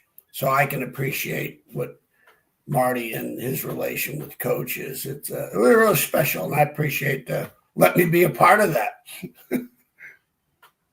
What's your take on? Okay, we don't know how it's going to play out, but you've been through this. You've heard a lot of interviews and how this thing goes with coaches. Do you feel like the longer this draws out for Tech, the least likely it is it's James Franklin? And at what point does the school say, you know what, pretty clear this guy may not want to be here like we want him to be here? Yeah, well, it's a give and take. You know, I mean, you go through an interview process. First of all, Rick, the coach, whoever, when they're, especially if they're in the demands and they have choices and opportunities, so hey, school A, school B, and I'm being pursued, which is very rare in this business to a point. When you know, sometimes you're just helpful you have a opportunity, especially the way this business is. There's only two kinds of coaches, Rick. One's with jobs and one's without. Really, as I've always said, you know.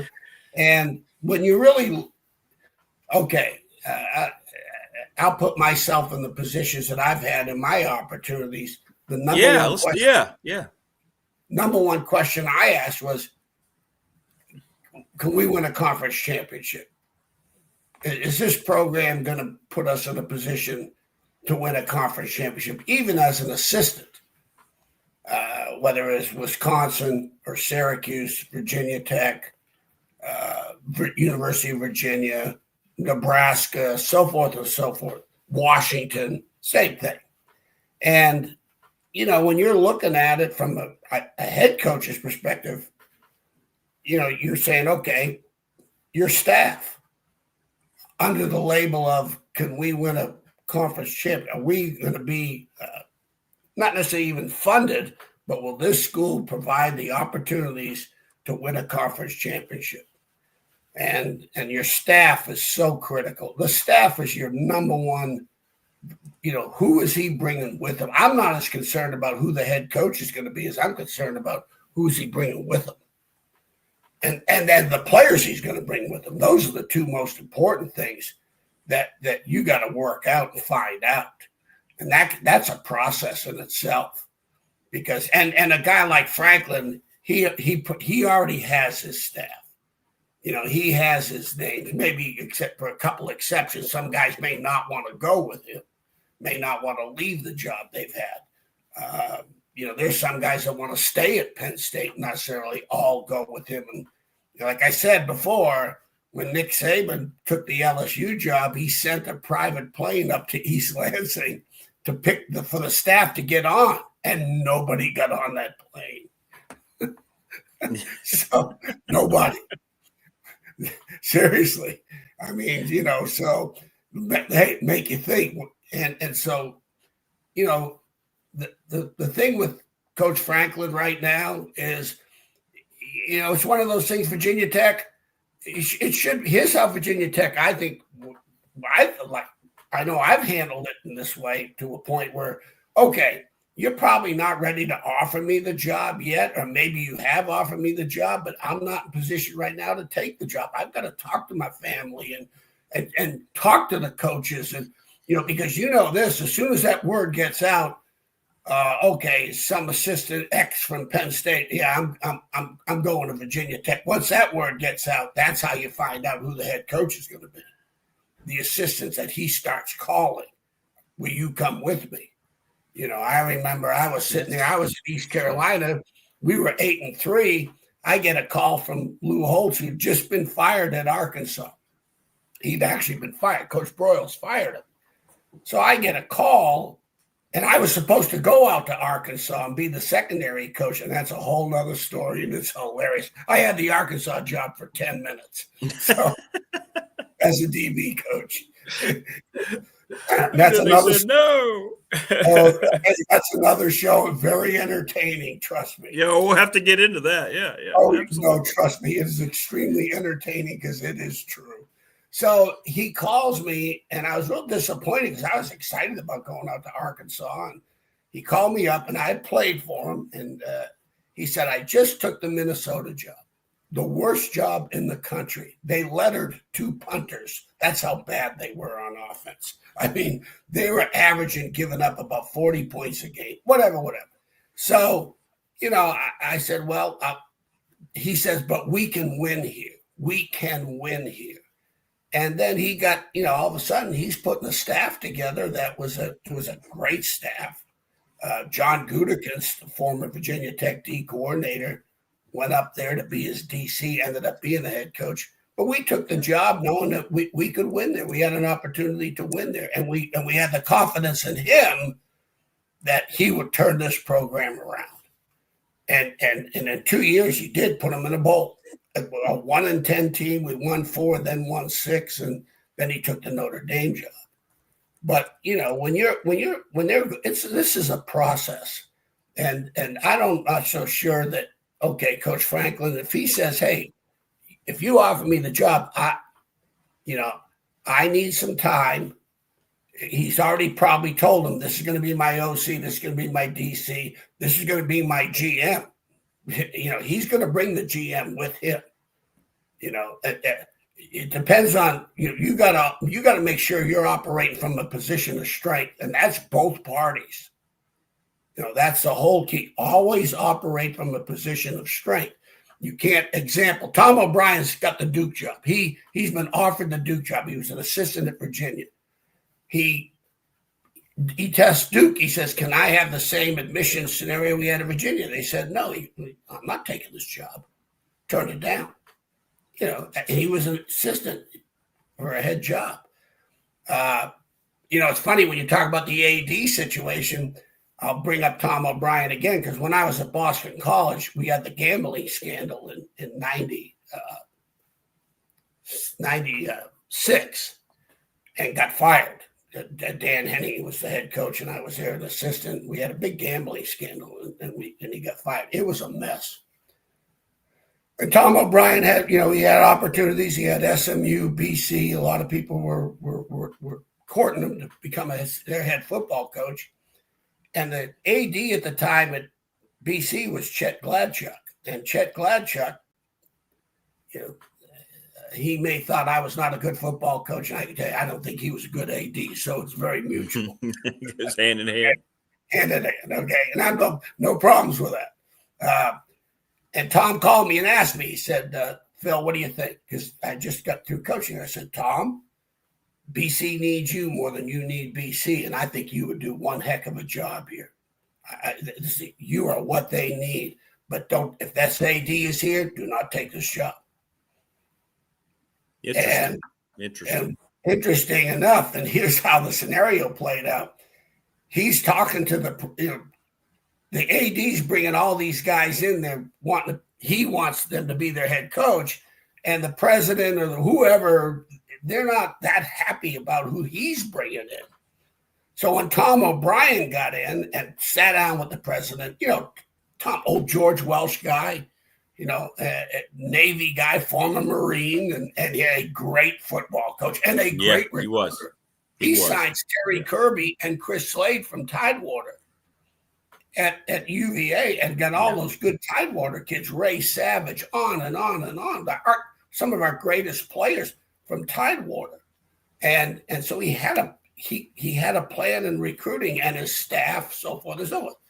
So the president, they're sitting there going, what are we talking to all these other people for? The president goes, we got our guy here. And then eventually there was a conversation of, okay, you offer me the job, I'm taking the job, but I ain't working for that AD.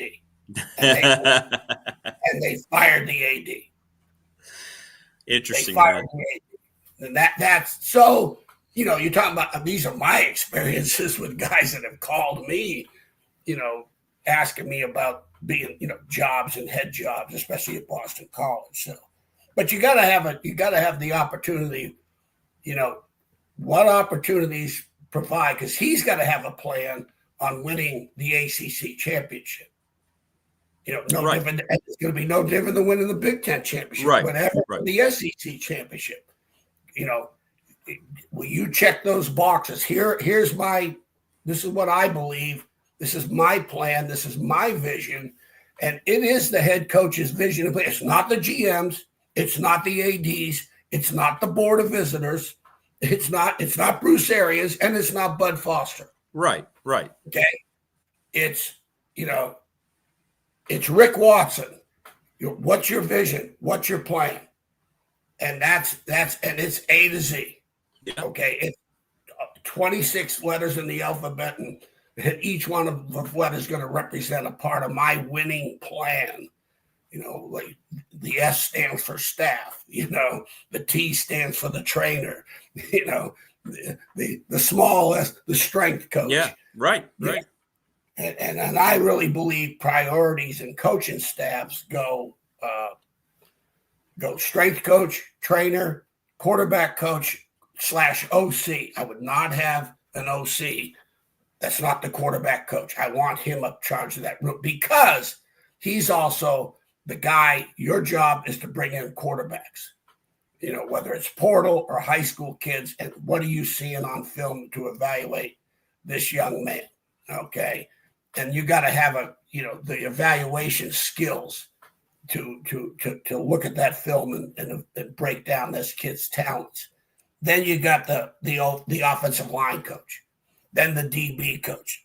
Those guys, the OC, quarterback, O-line, DB, you got to have a skill of evaluating that position. You have to have experience plus the skill to evaluate that position, because it's hard to see the DBs on high school film. The portal's a little easier because you got good college film, easy to evaluate. Right. Offensive line, because some of your better offensive lines are guys that haven't played the position. They're former tight ends, big D linemen, guys that can move and go there. Because, don't forget, as an offensive lineman, the last stop is the bus stop. I mean, there is nobody else is going to want you. You are the redheaded stepchild when you become an offensive lineman, as Coach Saban used to say. Hey, Coach, we had a question for you. Were you at Boston College when Tim Davis from Pulaski County was there? Yes, I sure was. Yeah, you remember Tim? Yeah. He was the DB for me. Yeah. I sure was. Yeah, he's a good player. Good player. Yeah. We had a big national. It was a national gambling scandal that mafia involved and bookies from the students at BC. It was a mess. And then that's probably the biggest. You talk about infection of a locker room. Oh my God. No, drug problems, that's an individual thing. Gambling, that's a team. Yeah. That's a team. Yeah. That's pretty bad. That's bad. How much do you think, this is just speculation, but if you were a head coach candidate and you went into a Tech situation and you're looking at what they did with Witt, the AD, right? He's not going to be part of football. He's 0 for 2 in coaching hires. How the power structure is going to set up. How much do you think, let's say Franklin might be having concerns with that? Because Tech's all in on Franklin. He's just not all in on them right now. So how much would that bother your thinking? I know you'd want to get the lineage of power down, but what are you doing exactly with that? It's huge. Right? It's huge, Rick. No, it's huge. You don't want to answer to multiple. If you're answering to multiple people, it's a bad job. If you're answering to an assistant athletic director in charge of football, it's a bad job. Okay? All right. Mike London's at the University of Virginia, takes the job. Now, he takes the job on their terms because, what terms are you taking the job? If you're a Brent Pry or a Mike London, you're an assistant coach and you get an opportunity to coach at Virginia Tech, you're taking the job under their terms. You're not going in saying, I want this, I need this, I need this. You're not. Because they'll tell you, hit the road. Okay, so you take the job under the circumstances that you shouldn't take the job. All right. Then next thing you know, Mike's at Virginia, and I'll share this story because I signed Mike at Richmond. I knew Mike. Right. I signed his brother at East Carolina, and I helped Tom O'Brien sign Paul at Virginia. I'm family. And I'm a very honest person in terms of what I see. And, and so when Mike takes that job, he has a pretty couple of first years. Then the assistant athletic director says, you have to fire Jeff Hansen and Jim Reed. I don't know why. I could care less. Those were his two best coaches. Jimmy Reed was a great coach. Jeff Hansen was a great recruiter. Fires those two guys. I told Mike, Once Larry said, "You're next. You're next." You think that's what we're seeing at South Carolina a little bit right We now? gotta It's go. Oh no, two coaches in 2 weekends. I am not a betting man, but I'm throwing. I hope Shane makes it. This is not an opinion, but I will tell you, I'm not a betting man. Once you start firing Brent Pry, once you start firing coordinators, and especially if you're being told to fire them, like Mike had been told, I really believe Shane had been told after a while. He fired the O-line coach. That was probably his decision. This was not his alone decision. I don't care what they say. There's no doubt in my mind. And once that happens, you're next. That's going to happen. I mean, it was interesting. The reason I wanted to ask you that, it was interesting how he was asked directly, "Hey, is this your decision?" And he got all defensive immediately. "Oh, of course, it's 100% my decision. I did this. No way." I'm not a betting man, but I'll throw 100 on it. I'm probably. Yeah. I hope I lose it because you hope it's his decision. But Mike Shula was an analyst for a year before. It's not like he just hired him off the street. See, and said, I know. It's not going to work. Yeah. He'd been an analyst. It's his guy. Hey, staff, players. Those are the 6 reasons why you lose. It's very true. It's very, very true. That was my first conversation at Virginia Tech with Bud and Todd. You ask Todd. I first walked in there, and the staff was the whole key. And I loved Bud when we talked about where we could take the program. And Todd Grantham, to me, was a young rock star. Loved him.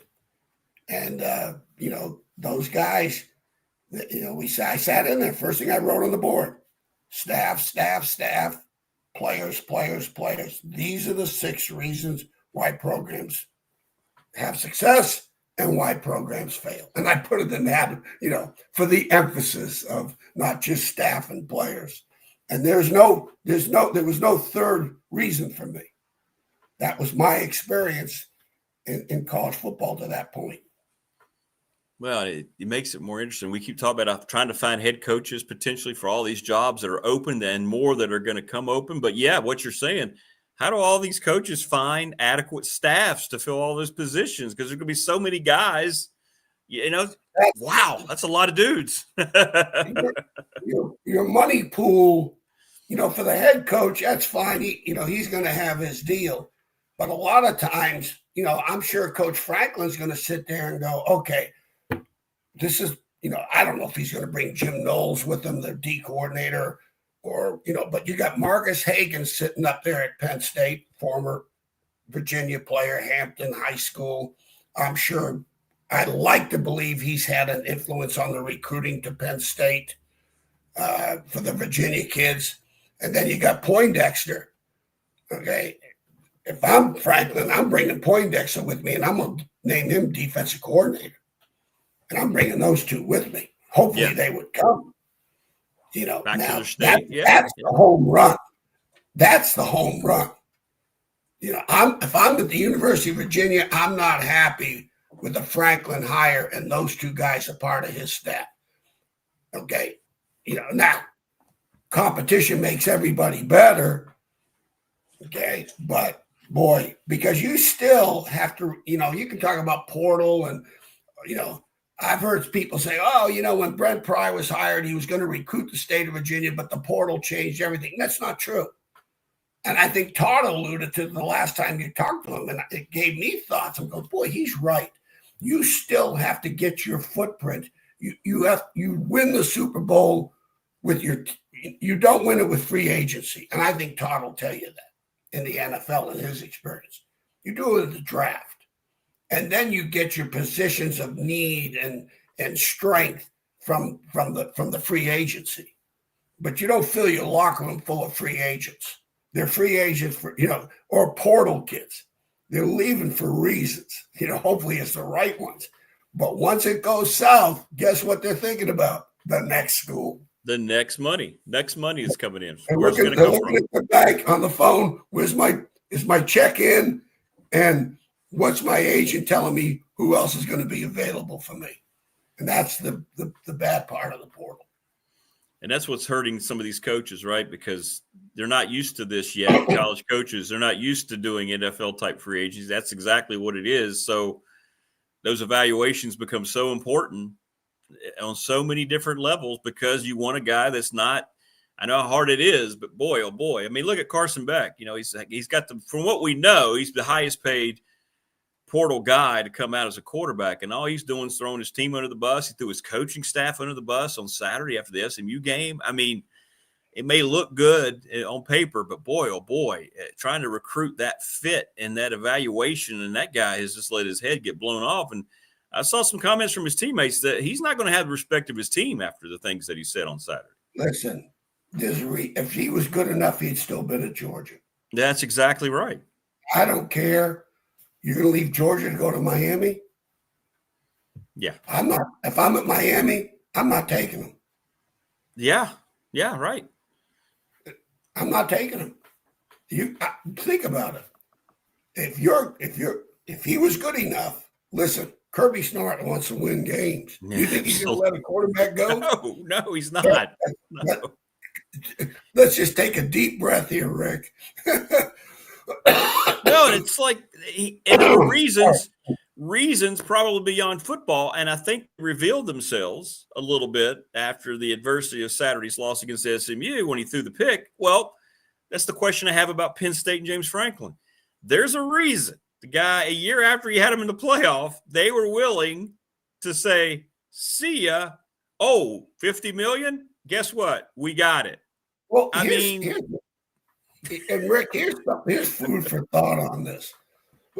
You listen, and I don't know. Noah spelled K-N-O-W. For me, I don't know. Yeah. But when you look at, okay, let's say the portal, like I've always said, the portal, 60% of portal kids are being told to leave. They are. Yeah. If they got 2,000 portal kids, 60% of them, they're being told to leave. Okay. Then you can go 20 and 20, 20 portal kids that can really affect your program and 20 guys that can give you depth in your program. Percent out of the 100%. All right. And the thing about the portal that really, when you're looking at, and I've talked to a couple of GMs, you stay away from the Alabama, the LSU, those kind of guys to a point because the first team guys are not leaving. If you're a starter at Notre Dame, Alabama, LSU, they're going to give you the money. Well, why do I'm not leaving to go to Virginia? If I'm starting at Alabama, or go to Texas A&M if I'm starting at Alabama. So where do you want to go in the portal? And one thing Brent Pry did, I will give him, he did a great job of the portal, because look at the kids that were drafted in the NFL last year. But if they had 7, I think 6 of them were all the portal kids. The running back, the receivers, the guys he brought in from Middle Tennessee State, ODU, North Carolina A&T. That's where you want to go to get the portal kids. You don't have to pay them a whole lot, okay? But if they do, but be prepared to have them do really well so they can have their payday. When Bashal Tutin does that kind of performance, I'm paying him for that performance. Kyron Jones, this is not his fault, but he only had 2 starts. How could they evaluate him as a quarterback that's going to win an ACC championship with 2 starts? Right. Virginia's got a kid with 18 starts, and look at the difference. It's two ships passing in the night. Yeah, you're right. You're right. So you got to be careful with the portal, of how you get those SEC guys. No starters leaving a SEC or a Big Ten program because they're going to get paid. That's right. That's right. You're getting the kids that aren't good enough to start for them, and they got problems. They're bringing the problems with them, and they will quit on you later on. Because sometimes to me, portal is quitting. And once you know how to do, and I always said this, once you know how to do that, you get good at it. Yeah, you're right. You're right. Once you portal, you know how to portal. That's true. You That's get true. good at it. So that's what I see. But yeah. It's going to be fascinating. It's going to be fascinating. Coach, listen, I really appreciate you jumping on twice this week. I know we kind of it was worth it on Monday. It was worth it on Monday, everything that was going on there. But thanks for coming on again today, man. I really appreciate it. Well, you're welcome. And I want to, hey, all the Wahoo fans, get out there and support that football team. If you can't support this team, don't sit there waiting for basketball. This is a good football team. Absolutely. What Virginia's got to do, they got 3 games left. They got to go 1-0. The next 3 games are all beatable, and they all can beat Virginia. That's right. Don't give. Just like I always tell coaches, don't give them a reason to fire you, and all it takes is one. Yeah, all it takes is one reason. That's don't right. Give the committee a reason not to pick you at the end of the year. And I don't care what they say. Right now, they could have them the 20th team. Who cares? You win the next 3 games, go to the championship game, win the conference. You stick your tongue out at them, go, you have to take me. We're in. You got to take me now. Right. You have to take me. And that's their destiny. They control their destiny. Coach, have a great rest of the week. I'm sure you and I will talk before next week. But thanks, man. I hope so. And take care. Good luck with the basketball, by the way. Thanks, man. Tell Coach Grantham I said hello. Give him my best. I will do it. Thanks, brother. We'll talk again soon. Cool. Yeah, that's good stuff from Coach Elmassian, man. You just learn. You sit there and you absorb all that experience, man. Hope you appreciate it. Hope everybody just gets a chance to listen to Coach Elmo. It's good stuff, man. But he's got a great perspective on it. You think about UVA, they've won all these close games. And speaking of taking portal guys, now they did take a lot, to Coach's point, but they found guys who play hard and don't tighten up and play together, right? So they've got the right mix. So that's another reason that Tony Elliott did a great job of evaluating not just the talent, but what Coach Elmo said there. I mean, these guys are playing hard and playing together. So there you go. We have breaking news on the program. Virginia Tech head basketball coach Mike Young is going to join us here in about 7 minutes. So that's nice. And then Todd Grantham. So Coach Young's going to jump on here for just a little bit. And when he's ready, we're going to put him on. So there you go. People just want to be part of BDST. I love it. So, yeah, Coach Young's going to join us here in just a little bit. So he's got the link now. So we'll talk about the opening victory and what's going on this weekend. How cool is that? How cool was that? My latest opinion about what's going on with James Franklin. Here you go. There you go. There's I created that, by the way, on my AI. Yeah. See, he's walking away from one place and looking for another. That's my take today, anyway, as we fill out the wins of what's going on over there. But it's fascinating. And you know what? Maybe that's what it was. Maybe Coach just answered that. I've been wondering about this whole James Franklin Penn State separation. It goes beyond, all these games that the big games that he lost, and that was supposedly a big factor, but they just went to the playoff last year. He gave them a reason, didn't he? He said they only needed one. He gave them that reason to eat $50 million. What was it? Well, it had to go beyond that. It had to go beyond the overall thing because he got them to the playoff. They were national contenders a year ago, and they waved bye-bye middle of the year. To me, that just seems abnormal, right? Thanks to Family Fencing, sponsor of our studio here, 540-200-8294. Give Jason Green a call. They're going to work through the winter. That's their phone number. Mark Hunley, McClellan Chiropractic, popping your back, your body into millions of better filling places. Go see him right off of Peppers Ferry Road. He got a brand new building. I got to get back over there and hang out with him. But it's good stuff. The Ready Set Fund, ReadySetFund.com. If your school or your team is trying to raise money, go through the Ready Set Fund. They were helping Floyd County High School's girls softball team raise $4,000. Check out their website, learn more about it. Travis Williams, Professional Door Incorporated. Well, he's trying to get people to go work for him right across from New River Community College. Garage doors better than anybody, 38 years in business. They want it to be a career. You will be trained. You will start at $20 an hour. 20. National Bank member FDIC, the exclusive banking partner BDST here on YouTube. The attorney, Ryan Price, 701 West Main Street in Radford. Trust and estate planning, our BDST fan question of the week. Do you still want James Franklin even if he doesn't want you? What is going on? Journeys with Joe. Good morning. How are you? Little River Heating and Air, 540-553-2971. Give Charles Lee a call. It's cold. Get your heat units straightened up. Save you some money. And we're presented every day by Pulaski County Sports and Entertainment. Congratulations. The next thing they have done is announced yesterday. We had it for you. They are reopening the Pulaski County Motorsports Park, racing, drag racing, all next summer.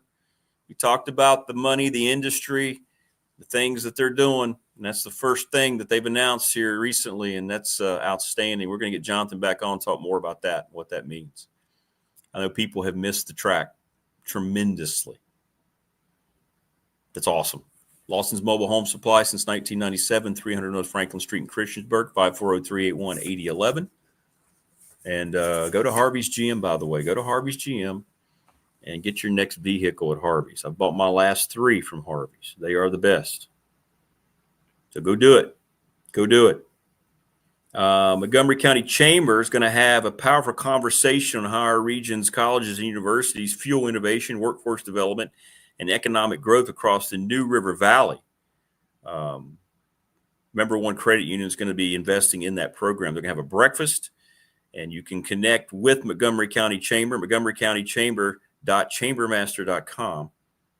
Our president down at Radford, Dr. Brett Danelovich, is going to be there. Dr. Robert Brandon, the president of New River Community College, and they're going to have folks from VCOM there. That's Thursday. Tomorrow from 8 a.m. to 9:30 at Warm Hearth Village. So there you go, $30 for members and $50 for future members. And that's the MCCC Eggs and Issues on November the 6th.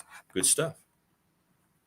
And give the NRB Super Bowl call, 382-5525. Reserve your lanes today. 25 years in business. No, it's not Arkansas. We're in Virginia, Journey. Is there Pulaski County in Arkansas? That's cool. Didn't realize that. That's awesome. Pulaski County, Virginia. Yes. It's just like George. He's not Penske material. I hear you've been doing great things with the Penske file.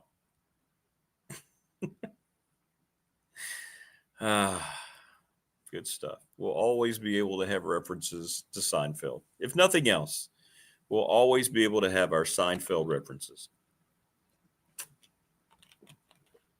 Mike Young scheduled to join us, the head basketball coach at Virginia Tech, here in just a little bit. And then Todd Grantham, the coach. Get the latest on what's going on, what's he's heard about Virginia Tech, the Auburn situation. You've been watching a lot of football too here, you know. Continuing just learning and absorbing education. Never ends, man. The great John Wooden once says, the lessons you learn after you think you know it all that become the most important. Very profound.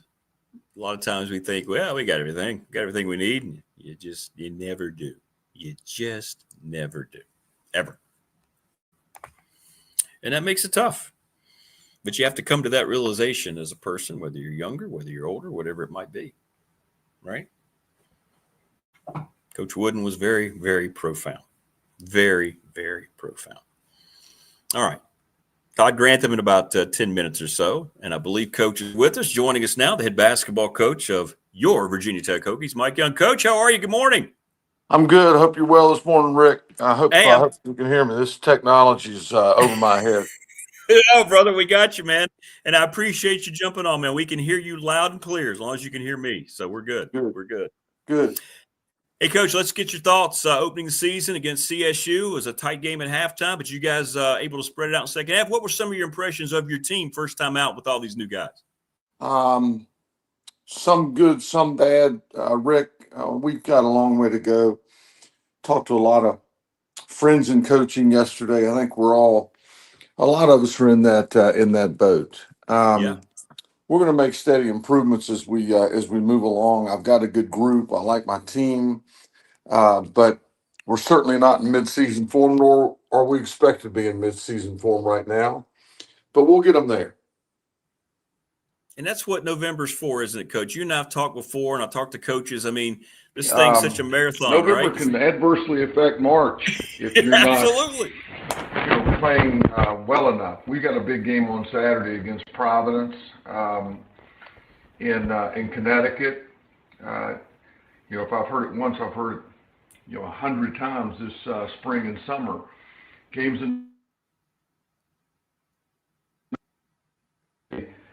here throughout the season to put ourselves in the best position possible to go to another NCAA tournament. Yeah, that's a great point. As Mike Young has joined us, the head basketball coach at Virginia Tech, as the Hokies are getting revved up here, Coach. And let's talk about when you went out and you looked at the roster and some of your needs coming in. What were some of the things you really wanted to hit for your 25-26 squad? Wanted better movers, and we checked that box. Bigger, needed, we need good players, Rick. We're all saying that. And I think with the addition of Dallas and Hansberry, Bedford, others, we have, fulfilled those needs. But when you're bringing so many kids in that don't have the familiarity with one another that you're accustomed to throughout your career, that are coming, from class to class, you got to change and adjust and adapt a little bit, and we've done that here. How has that gone for you personally, Coach? Because you've gone through now all these eras of it, and you're seeing this new era of it. How have you, adjusted to that in the way you've gone about piecing together your teams? Well, I don't want to say I was resistant. That would be a poor characterization. Just way different, Rick.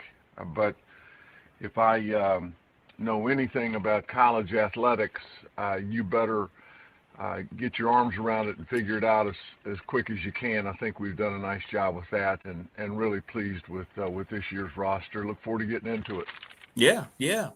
Well, as you look into it, Coach, and you mentioned coming up this weekend, tell us about this Providence team. What stands out about them so far as you've started to look at them? Well, like everybody else, they've got a bunch of new ones. I think they're probably starting 4 new people. They got a kid from Vanderbilt who scored 16 on us here last year, Jason Edwards, who's really a dynamic cutter, scorer. Never met a shot he didn't like. Big kid in the post is a shot blocker, ball screen roll, dunk guy. Duncan Powell, that we're familiar with from Georgia Tech, is a good basketball player, step out and shoot it, good size. I think Kim English is a really good basketball coach. So we've got our hands full. But we do look forward to getting up there in a, second game of the year, but an important game, and we'll be ready to compete. Yeah, and you get them out on the road and traveling and things like that, right? So you got a new group, all these new guys. So it's kind of a nice way to kind of bond a little bit more, isn't it, the first true road trip? Well, we've got plenty of those opportunities. It's part of it. We look forward to getting out there. I guess we leave Friday and get to Connecticut. Our last trip to Connecticut in 21 during COVID, while COVID was obviously bad for the world, we did beat Villanova and South Florida up there, so I hope we have the same kind of luck going up there this year that we had back then. But we're different. Providence is different, so it'll be a lot of fun. Coach, a lot of peeps in chat are asking you about Toby Lawal. They're following him and the kind of player that he already is and could be here in 25-26. And can you just talk about him and how important his development is to your squad? Ricky's come on by leaps and bounds. He's rebounding the ball very, very well. He could be as good a defender as I've ever had in my time in coaching.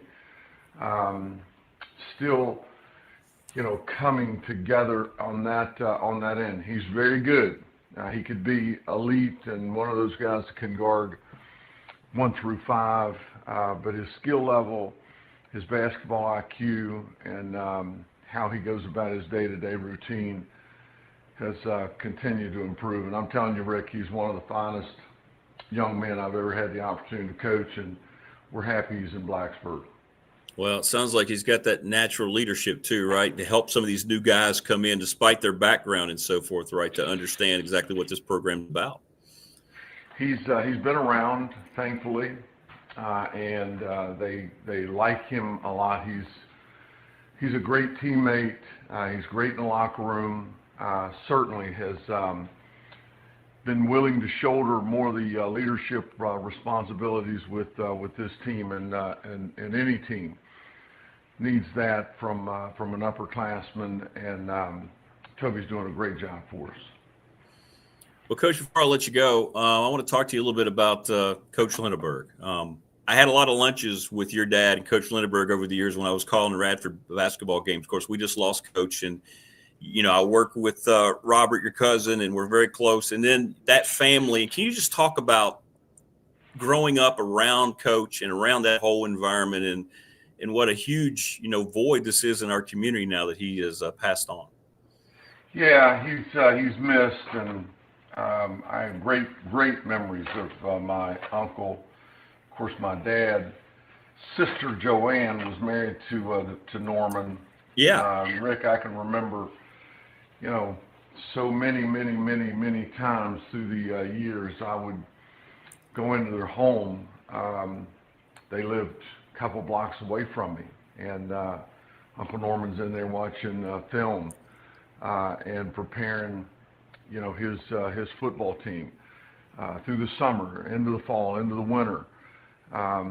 Made a real impression on me and how he went about his day-to-day business. I'd give anything to pick up the phone and talk to him today. I'd give anything to pick up the phone and talk to my dad. Yeah. And others that we have lost. They're all missed, but life goes on, and keep on trucking.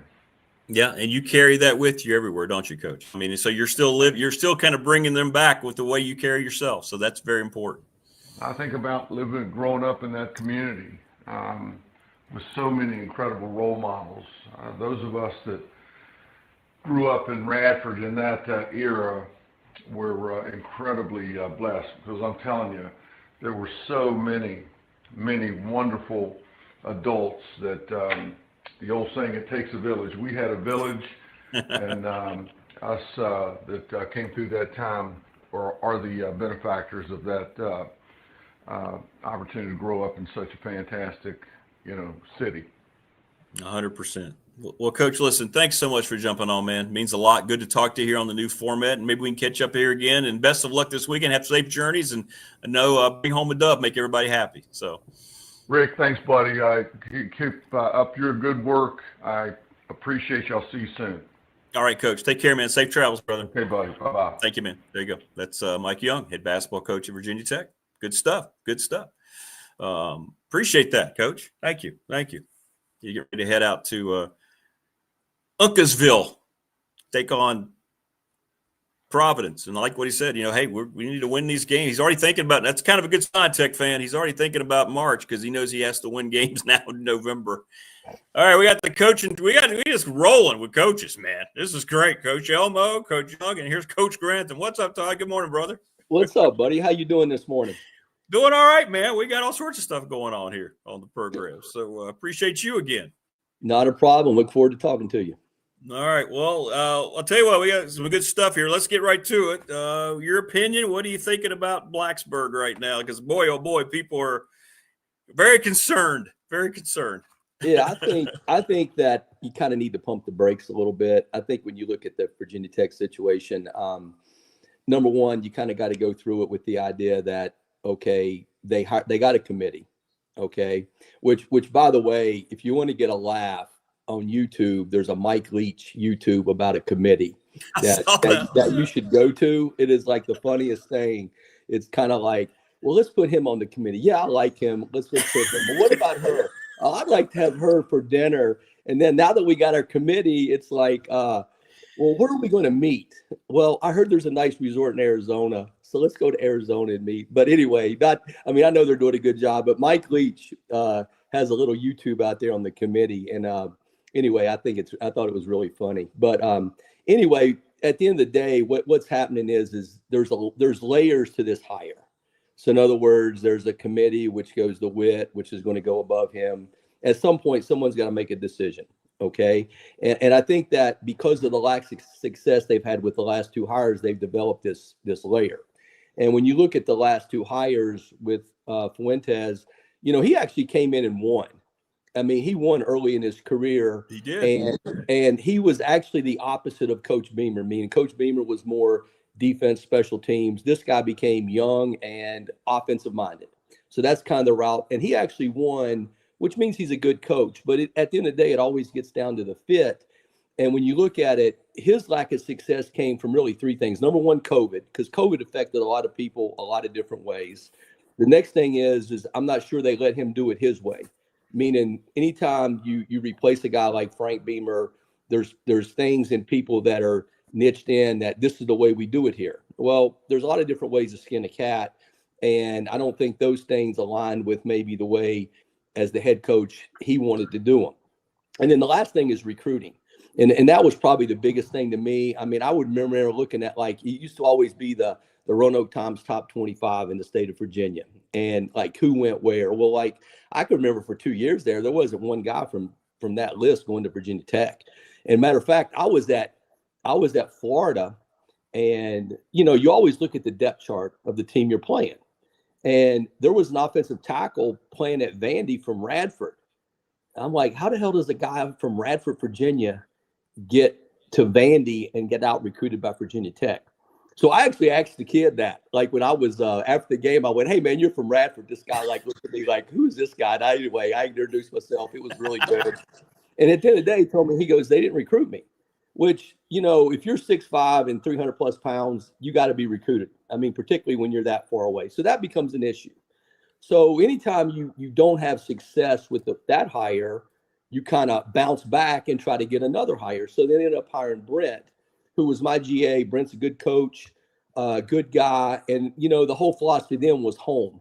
It was trying to portray it more like Beamer and all of that. But at the end of the day, with that one, it ended up being, when you look at it, first-year head coach, first-year defense coordinator, first-year offensive coordinator, a lot of new guys on the staff for whatever situation, would it be this is our salary pool or whatever, you had a lot of first-time guys on that staff, which can affect you in one possession games, okay, and close ball games because of your experience. Because when you look at it, like I always go back to Nick and Nick's whole thing, like as coaches, you're kind of like hunters. You know what I'm saying? It's like how many skins or trophies you got on the wall. Well, what happens is, you may be a hunter and you may have this success, but at some point you're going to have scars. You know what I mean? So you may not be the hot guy. Because if you go back to Nick and looking at who he's hired as an offensive coordinator through his years, I mean, he hired Lane Kiffin, who had really been fired. He hired Steve Sarkisian, who had been fired by the Atlanta Falcons. He had Brian Dable and Bill O'Brien. All of those guys were kind of like guys that had experience and weren't really hot, but they had knowledge. And Nick knew that, and he knew he could that would help their program. Okay. So getting back to the Virginia Tech situation, I think the biggest thing is hiring the best guy. And hey, look, it's a good job. And the reason I say pump the brakes is because when you fire a guy as early as they did, sideline reporters, beat writers, they got to write about something. They got to talk about something. So there's no doubt in my mind that they've probably got 4 guys. Okay. And I would not be shocked if Franklin's number 1. And it could be as something as simple as they could already have met with him and, meet with him, and someone says, "Hey, he's impressive." Well, impressive doesn't mean we're going to hire him. He's impressive. Well, a sideline reporter or somebody hears that. Well, they want to be the first one to get the beat on it. So we're going to say, "Hey, we're hiring him." But at the end of the day, I would think there's probably 4 guys. They've got to wait a couple more weeks to talk to the other people. And I think that they'll have a list of guys that are experienced from Franklin all the way down to like the guy at JMU with Chesney. And I think that'll come from probably the Kurt Signetti success more than his success at JMU. Meaning because he was able to go to Indiana and have that success, I think that is more on the radar than what he's done at JMU, because in reality, the last 3 coaches at JMU have won. I mean, Houston won, then Signetti won, and now this guy's won. So obviously they have a competitive advantage within their conference and everything. So, I hear a lot of things about Jimmy. Jimmy used to represent me at one time. Yeah. Jimmy's a good guy. And Jimmy's a good guy. I actually met Jimmy when I was a GA. We used to go to the convention back in your younger days. And Steve Marshall, who used to coach at Virginia Tech, was at Tennessee. And of course, I'm trying to network, market, meet guys and all that. And I'm at a Hooters, and he says, "Hey, I want you to meet this guy." And he's trying to get into the agent business. I'm like, "All right." Well, it was Jimmy Sexton. And he goes, "Yeah, he's got one player right now he's going to represent, and he's going to build it from there." Well, his player was Reggie White, because he played at Tennessee, and Reggie trusted him. And really, that's how Jimmy got his start. So the whole thing with agents, like Jimmy doesn't control the decision-making people at Virginia Tech. So that's not going to be the case. Now, what Jimmy can do is give intel to James Franklin to say, "Hey, this is their salaries, this is their budget, these kind of things. This is also this is going to come open," meaning because he has relationship with people, say at Auburn or wherever, he can say, "Look, this job's going to open after the next bad game," or, "Hey, this job's probably going to open in a couple weeks. What do you think?" And he can give the intel that way to help his client in Franklin make an educated decision. You know what I'm saying? That he feels is best for him. So I think that at the end of the day, they've probably already talked to Franklin. They like him because of what he's done. But I think that it's going to go a few more weeks, and they're going to talk to somebody else just because of the layers they developed. I mean, to go out and hire, look, you've struck out twice. Okay, so now it's a matter of putting the ball in play. You know what I'm saying? Yeah.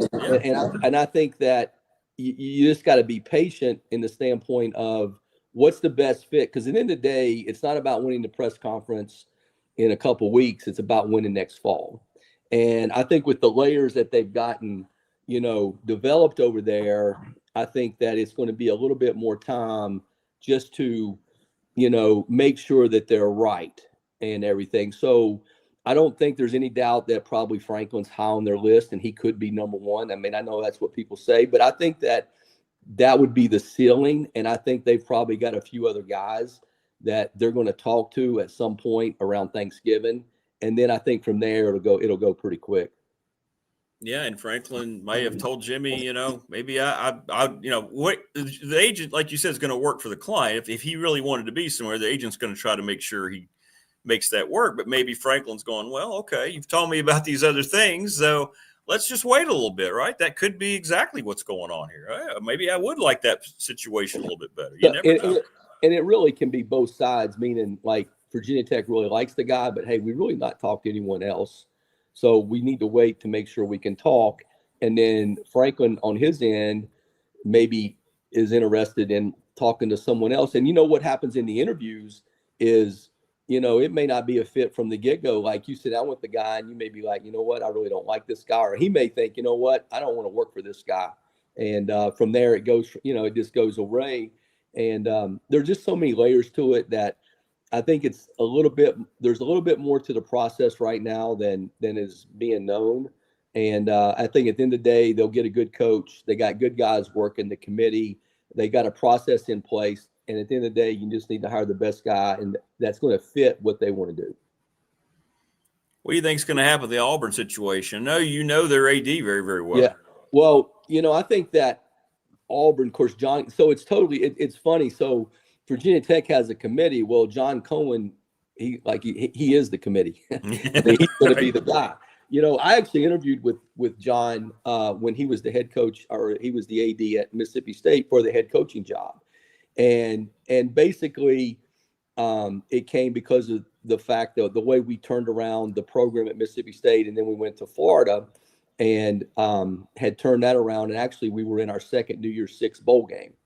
And, you know, it was a great, like everything from the infrastructure to what's your vision, how are you going to recruit, you know, those kind of, I mean, those were all the questions that were asked. And it went really well. But at the end of the day, you know, Cohen was like, you know, I like you, but I've done my analytics. You know, John Cohen's a baseball guy. And, you know, baseball people are all into analytics. And he was like, hey, you know, I've done my analytics, and, you know, offensive coaches make better head coaches than defensive coaches. And I was like, okay, well, I'll make sure I tell Nick Saban that. And he was like, well, he wasn't a defensive coordinator when we did the search, meaning like you can only go back. That's what I'm saying is analytics are human algorithms. And he was already a head coach before we did the application. And, but if you look at his hires, you know, he hired Joe Moorhead, who was an offensive coordinator at Penn State, was the hottest guy. Then he hired Mike Leach, who was an offensive guy that ran the offense. And really, he hired Leach. That wasn't really his initial thought. But what happened is Lane was hired at Ole Miss, and that was kind of a splash, you know, from his personality, being an offensive guy, that kind of thing. That initially, John was not sure he was going to go that route. And really, the president is the one that said, we need to win the press conference. We need to win. And that's how Leach ended up being the guy. And then if you look at Auburn, he hired Hugh Freeze. So all three of his hires have been offensive background, offensive-minded play callers. So unless he changes his analytics or his thought process, he's going to end up hiring someone with an offensive background that is really involved in the offense. So, you know, we'll just have to wait and see what happens with that. I mean, if you look at the guys now, I mean, I don't know all the candidates, but obviously the guy South Florida would be a guy that fits that mold. I'm sure John Gruden gets mentioned for everything that is offensive minded. He is. So at some point he'll be mentioned. I don't know if that'll be serious or not, but that fits the criteria of what he's done in the past. But I just think that it'll end up being an offensive minded guy from that standpoint. Todd Grantham joining us on the program as we're just breaking down these jobs. What about LSU? Is that, I know it sounds like an easy answer. Is that a good job considering the environment around that place? You look at the lineage of coaches, some that won national titles they fired. This guy Brian Kelly was 20 over 500 and they let him go. What's going to happen there? What do you see at LSU? So I think that, first of all, when you talk about like, hey, am I going to take a job or not? And I really got to go to my situation, the way I've done it from my experience to answer that question. So like when I was at Florida, you know, I had an opportunity to go back to work for Nick. I mean, it was right after they had gotten blown out by Ohio State.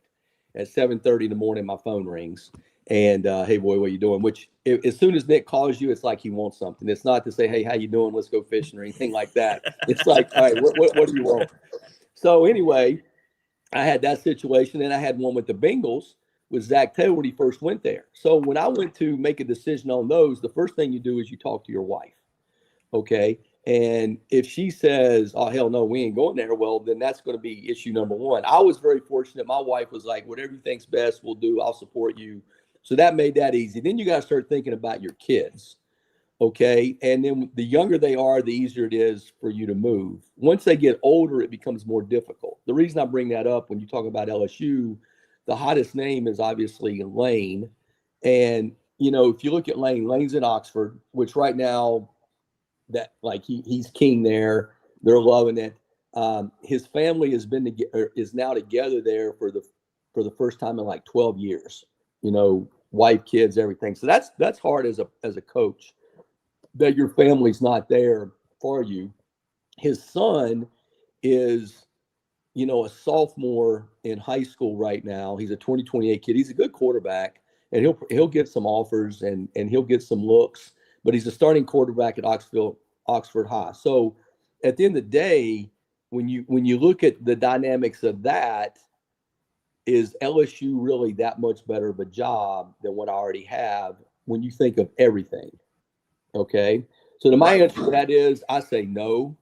Like I personally don't think Lane will leave. for LSU or Florida. I think at the end of the day, the only thing that will make him leave is a place that he feels is an easier path to the playoffs. Okay.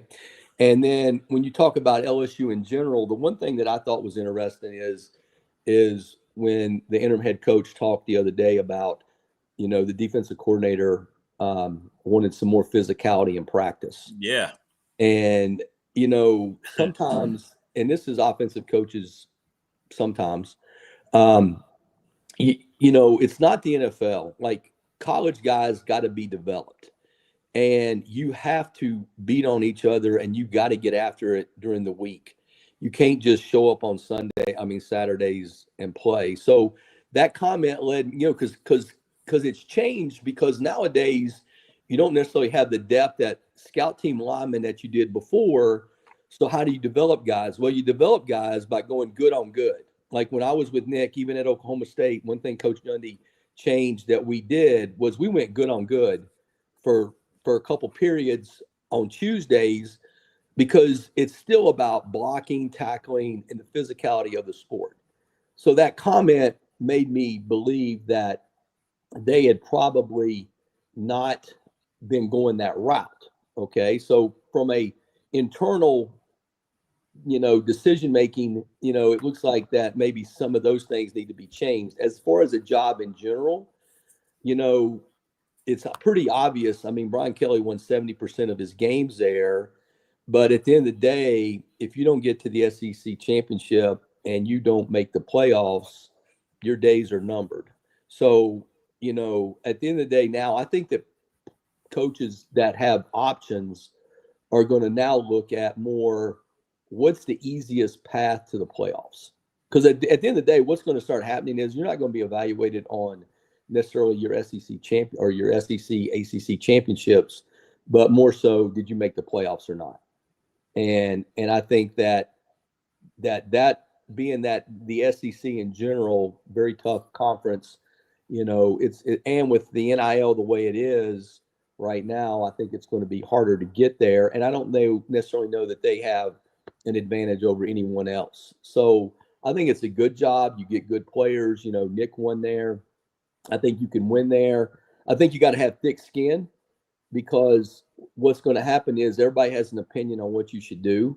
And at the end of the day, you should do what you think's best and go about winning games the way you know how to win games.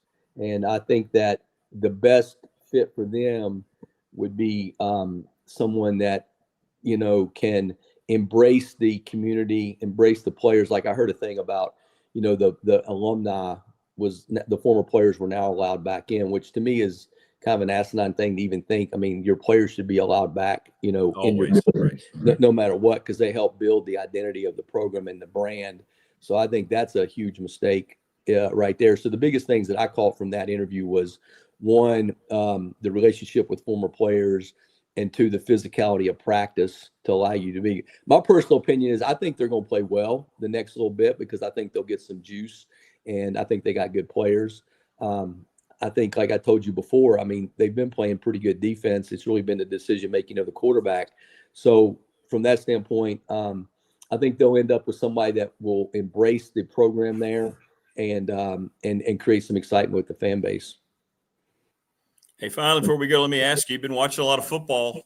You making notes and so forth. What are you seeing now? You're kind of sitting back and just watching different stuff about the games and so forth. You know what's interesting is the biggest thing that's changed in college football is the usage of the 2-minute timeout. Now, in college, they call it 2-minute timeout because I guess they don't want to be like the NFL. The NFL calls it a 2-minute warning. Yeah. And actually, when I went to Oklahoma State with Coach Gundy, we ended up having meetings about how to use those timeouts, because it's really an extra timeout. So the biggest things that I see in college football right now is using that timeout to your advantage. Like, for example, like earlier in the year, Sanford was playing Baylor. There's like 2:20 on the clock, and it's counting down right before half. And the shot clock to snap the ball was at like 27 seconds. So they could have easily ran the clock down to 2 minutes and then punted. Well, they ran their punt team out and kicked it with like 2:15. And Baylor got the ball back with like 2:07. So they were able to run a play and get the 2 minute. I'm like, what are you doing? And then like the other one I saw was there was 2 timeouts and there was 2:07 on the clock and they had to get a stop to get the ball back. So I got to get the ball back. I got a 2-minute warning coming up. I got 2 timeouts and I got to kick off because I just scored. Well, kick the ball out of bounds, because if you kick the ball out of bounds, the clock stops. I mean, it never starts. Now they get the ball. Yeah, you got your penalty, but they get the ball at 2:07. Okay. And now I can get the 2-minute warning after first down and use my 2 timeouts for second and third down, and they punt it on fourth down. And I get it. Whereas if you don't do it that way, you lose 40 seconds. Right. So I think, we used to have things like that situationally, like, for example, like 2-minute. Okay. So in 2-minute, first of all, what do they need? Do they need a touchdown? Well, we're going to play that a certain way. Do they need a field goal? Well, if they need a field goal, then you got to know what's the kick line of the kicker. Meaning, hey, if he gets to the 40, he's in range. Well, we get to the 45, 47, we got to start playing tighter. If he's got to get to the 30 to get it, well, we can play a little bit different. But you're going to play 2-minute needing a touchdown different than you're going to play 2-minute needing a field goal, just because of the space and the yardage and all that. And we used to have a deal called, like, for example, like when they would go in the huddle, I would say, hey, it's Miller time. I'm showing my age a little bit with that. We'd say Miller time. Well, what does Miller time mean? Well, that means if I get an interception in a 2-minute drive, I'm going down because the game's over. Because one time when the Chargers were playing the Patriots one year, the Chargers were really good, and the Patriots, Brady threw a pick. The Chargers intercepted the ball, was returning it, and fumbled the interception. Well, they got the ball back. They went down, scored, beat them, and went to the Super Bowl. Well, what happens is the most important thing is winning the game. And if I have possession of the ball, you can't win the game. Right. So for example, 2-minute, we'd always say it's Miller time. Well, as soon as I said it was Miller time, the players knew that meant if I get the ball, go down. And that's the way we did that situation. Just like the other day, Tennessee and Oklahoma, Kirk Herbstreit's like, well, go ahead and score. The game's over. Well, that's not really true. They were up, I think it was 2 with 1:46, and Tennessee had 1 timeout. Tennessee should have actually let them score, because the only way I can win the game is to get the ball back. Right. So we actually had a play in that situation. We called it Olay, like when you're doing the bullfighting. This. So we'd have it Olay. I would just make the call and say Olay, and we would let them score. So Tennessee would actually call Olay, let them score. Well, Oklahoma should have actually, you can run the clock down to where they would have had about 6 seconds with the ball on the 1-yard line, and they'd have had to play one play to win the game. Instead, they scored, went down and scored, and you got to defend an onside kick. And I've actually been in that situation. When I was with Indianapolis, we played Kansas City, same situation, up by 9. They go score, and we got to defend an onside kick. My point is if you have the ball, they can't win the game. And, that goes back to, Miami a few years ago had Duke beat, and they ran the ball and they fumbled it. Duke got the ball and went down and scored. So, your decision-making in these one-possession games is really critical. But at the end of the day, how can I possess the ball to end the game? And that's really the most important thing. Well, it's great stuff, man. Just listening to you break it down. I appreciate you, man. Thanks for staying on a little extra, brother. Great stuff. And we'll see what's going on. And if you're free next week, man, I'd love to have you back. We'll get updates on all this stuff. You take care, buddy. All right. Good to see you, Coach. Take care, man. There you go. All right. Bye-bye. Todd Grantham joining us. Well, number 53 for Joel Hicks. He used to beat the hell out of me in practice every day. As a sophomore, I was, Todd Grantham. Great stuff. Man, what a show. My goodness. Kion Brown, Damien Sordelett, Phil Elmassian, Mike Young, and Todd Grantham. I mean, that's pretty high-value entertainment. We ran overtime here today. We went overtime. Great stuff, man. Great information. We'll absorb it all. Come back tomorrow on the Thursday edition. Everybody enjoy the rest of your hump day. Spread the word. Follow, like, and subscribe. Getting close to 700. It's hard to believe, man. We're 20 away from 700. Let's get those subscribers up. We'll see you tomorrow, everybody. Hope your rest of your Thursday goes well. Thanks to all of our great guests, all of our wonderful sponsors. Take care, everybody. We'll talk to you.